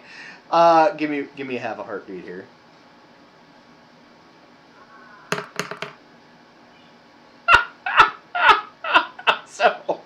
So she gets knocked off the dragon's back, starts plummeting towards the ground, manages to kind of adjust. And again, yeah, fuck that guy. Manages to kind of adjust her trajectory so she's not going to fall on Malin. And then, again, Earth Elemental form goes into dive form and literally just kind of bloop right into the ground. Because Earth Elemental, and they can do that. Nice. I like it. Does that finish Aranya's turn? Yes, that will finish Aranya's turn. Well, it's Katie's turn next with the Iron Golem on deck. Katie, watching this, is going to take a page out of her mama's book and go Earth Elemental, because why the fuck not? Because why wouldn't you? Because we need more of those. We do.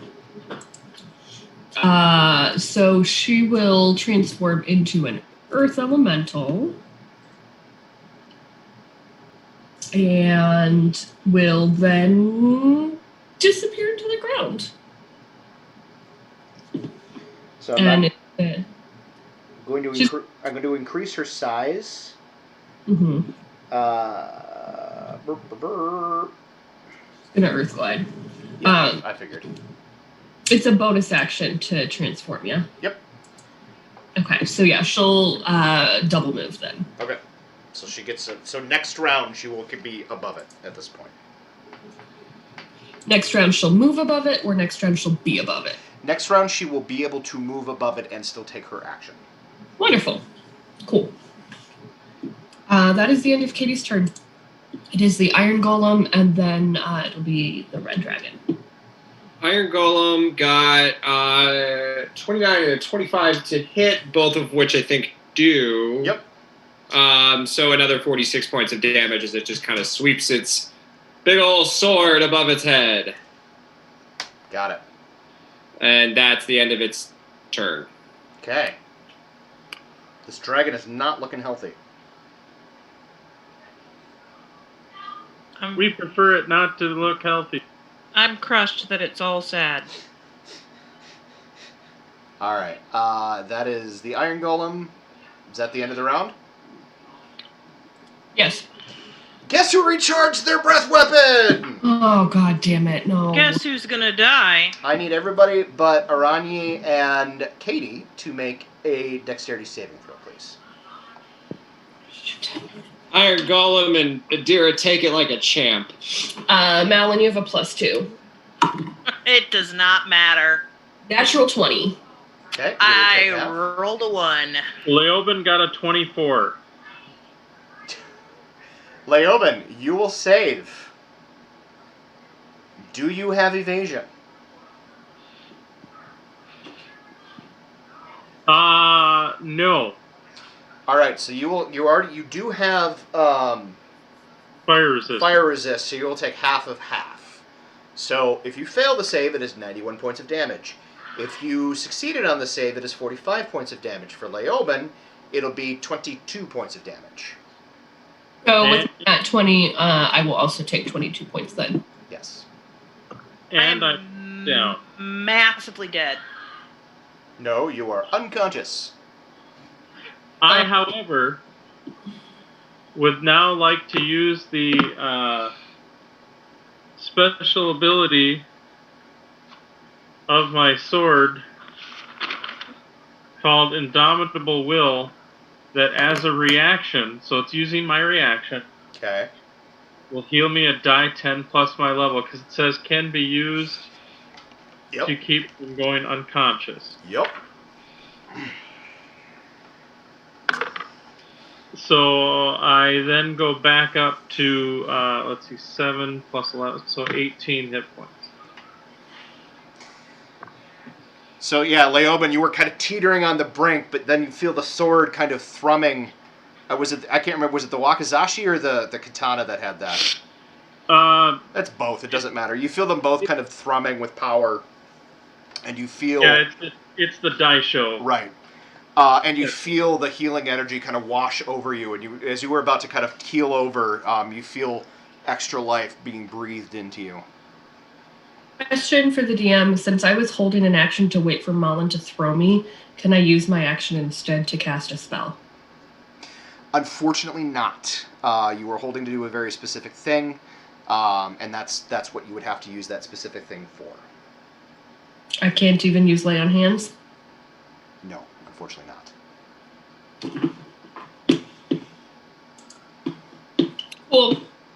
Cool. That's awesome. Hi, Kitty. Who is... That was the dragon. would be Malin, but she's currently unconscious. Malin, I need you to make a death saving throw, please. So it's a Constitution saving throw. 16 plus stuff. You succeed on your first death save. Yay! It's Kira with Adira on deck. How high up is the dragon? 20 feet. With my strength of 27, how high can I jump? 27 feet. Cool. I'm going to jump. I'm going to Misty Step onto this bitch's back. My God, we're all gonna ride that. It's just like a rotation at this point. It's a good strategy. It is. I would just and like then to say that Adira set that trend even though Malin had the idea. That's I true. did set the trend. But it's true. It's you a are damn good trend. It's a great idea. Oh. And Kira's gonna attack this bitch because fuck this guy. I'm sick of this shit. Fuck this guy. Yep, thank you, Brian. I love that you just have that handy. Alright. I keep it with my Leoben character sheet. Yes. It is specifically for this game. So, first roll is a 31 to hit. Which You hit. Jesus. second roll is a natural 20. You still hit. So, for the first roll, we are going to add a second level Divine Smite. Because this thing is killing my friends, and I am not happy. I rolled 2 out of 3 8s. Okay, 16, 19.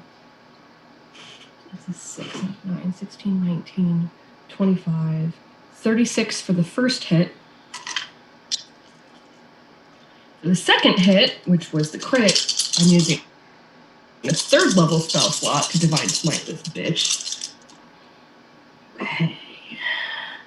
That's not 7 plus 6 is 13, plus 7 is 20, plus 6 is 26, plus 2 is 28, times 4 is 56, plus 11 is 67? Okay. Let me do some math here.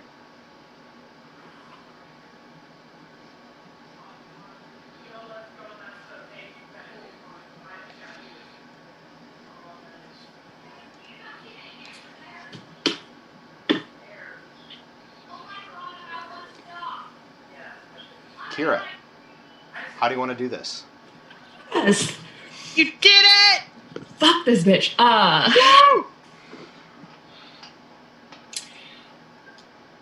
Kira Misty steps onto the dragon's back and stabs it once. And then in Draconic will say to her, for Malin and her clan, and shove her sword into the dragon's spine. So you shove the blade. You're using the warhammer, dear. Fuck, it still says longsword, okay? I know. She'll come down on the top of her head then and try to crush her skull in. I'm not used to I using just want you to stuff. know the song that's going through my head right now is Maxwell's Silver Hammer. Here for Bang, this. bang, Maxwell's silver hammer came down upon its head. So this epic moment, she brings the hammer down once, says, "This is for Malin and her clan," brings it down a second time. Unfortunately, in my head, what I'm hearing both impacts is that ding-ding sound from Maxwell's Silver Bing, Hammer. bing. But that's notwithstanding. The second It's definitely more of a crunch, thank you. Oh, for sure. The second one you bring straight down on the back of its, kind of at the base of its skull, and you hear a decided kind of cracking as that whole area kind of stoves in. The dragon drops down, unfortunately, on top of Malin. Whoops. Malin, you are going to fail a death saving throw. Okay. And Kira, Yep, give me some damage. you you will take, it's not going to be a lot, 10 points of bludgeoning as you kind of collapse on top of the dragon. Which is halved. Right, because you're invulnerable right now, that's right. I am, because it's not been a minute yet. Nope. So we're going to stay in rounds because Malin is currently unconscious. Yeah, so that was Kira's turn, which means it's Adira and then Leoben on deck. So it's an action to give somebody else a potion, right? Well, and also, there's a dragon kind of on top of her at the moment. That's not an issue. Bonus action, Misty Step. Well, is there any part of her that's uncovered? It is a gargantuan-sized dragon on top of a large... No, there is not any part of her that is uncovered. Okay. She was directly below it. The command to the Iron Golem becomes carve the dragon to get the friend, Malin. And then... I hope you guys are ready for a big X. That is a big X. Woo! I'm digging it. When Malin goes down, is she still massive? Yeah, yes. It's not a concentration spell because it was a potion. Damn it. So I was thinking I could do a dimension door right beneath her and then put it on like a wall so she falls through, but I don't know that the dimension door is that big. I know Aranya and Katie's turns are coming up. You said that Katie is able to cast spells as an elemental? Yeah, should be able to because of the... Cool, we got this. We got this. Okay, well, I guess then Adira is just going to, like, go over and move in concern for her friend. Okay. And clambers over the dragon, and it's awkward. That's Adira's turn. Yay! All right. Gives Kira a hearty slap in the back. After Adira is Leoben with Aranya on deck.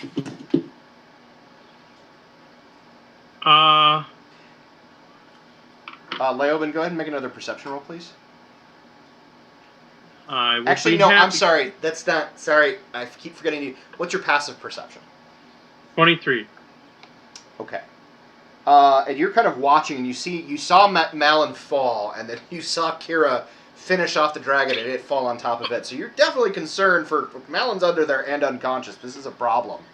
However, out of the corner of your eye, like, you didn't really notice it before because you were scared and kind of focusing on the thing that was the object of your fear. But you see sitting kind of in one corner near the... I mean, bearing in mind that strewn throughout this thing there are bones of varying different types and what have you as well. But kind of in one corner you see a small, what looks like pile of...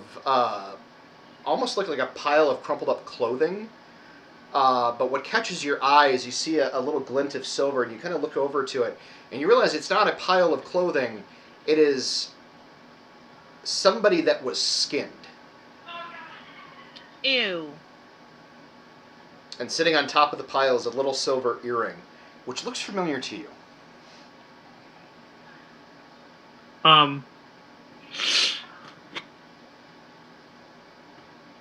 Oh, hell, was it, Was the cousin wearing a silver earring? it wasn't, well, where the hell was that? No, it was... Cousin was not wearing a silver earring.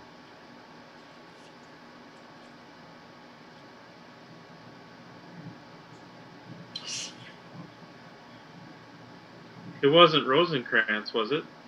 Nope. Looking at it, you realize that the amount of skin that's there would not amount to very much. Like maybe the skin of a halfling. I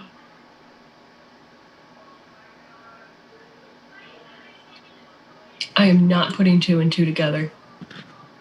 Well, I can't. Well, I don't see it. So yeah. I'm going to immediately try to, if I can, as horrible as it sounds, try to look at the skin to see if I can figure out who it is. Go ahead and you're actively doing. Go ahead and make an investigation roll, please. Nice. 16 plus 9, 25. It is, unequivocally, the halfling known as Hull. Oh, sad. Oh, sad. That will be Leoben's... Yeah, fuck that bitch. That will be Leoben's... I'm pointing at you, Adam. I'm pointing at you. That's not okay. Yeah, I'm We're not sorry. okay with that. It's not okay. Who's after Leoben? Aranya with Katie on deck. Aranye, once they realize that the fight is over, will kind of reappear out of the ground. Starts to kind of just, in the stone golem form, just kind of heaving the dragon up so that you can get to Malin. Katie is going to earth glide under the dragon to where Malin is, or really like next to Malin, and will then come out of the earth under the dragon with Malin. And will cast Cure Wounds at 5th level. Alright, and with Malin conscious, we can drop out of combat. Okay. Ow.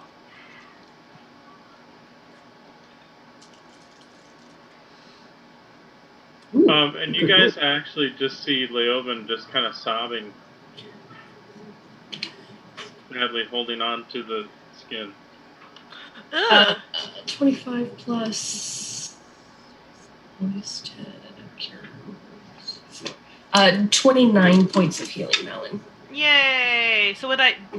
Okay, that would have taken me, like, really, really negative. That So- it does not matter.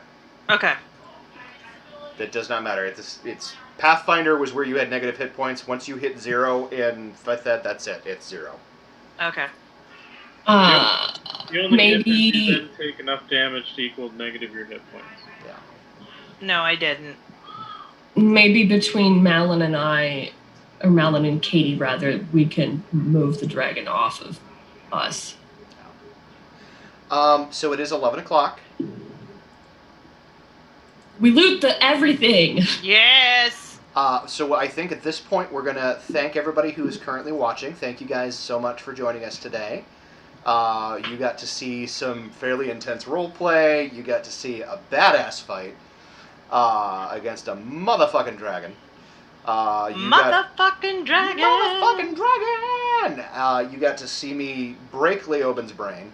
All in all, it's been a very productive evening. So, I want to thank everybody for joining us.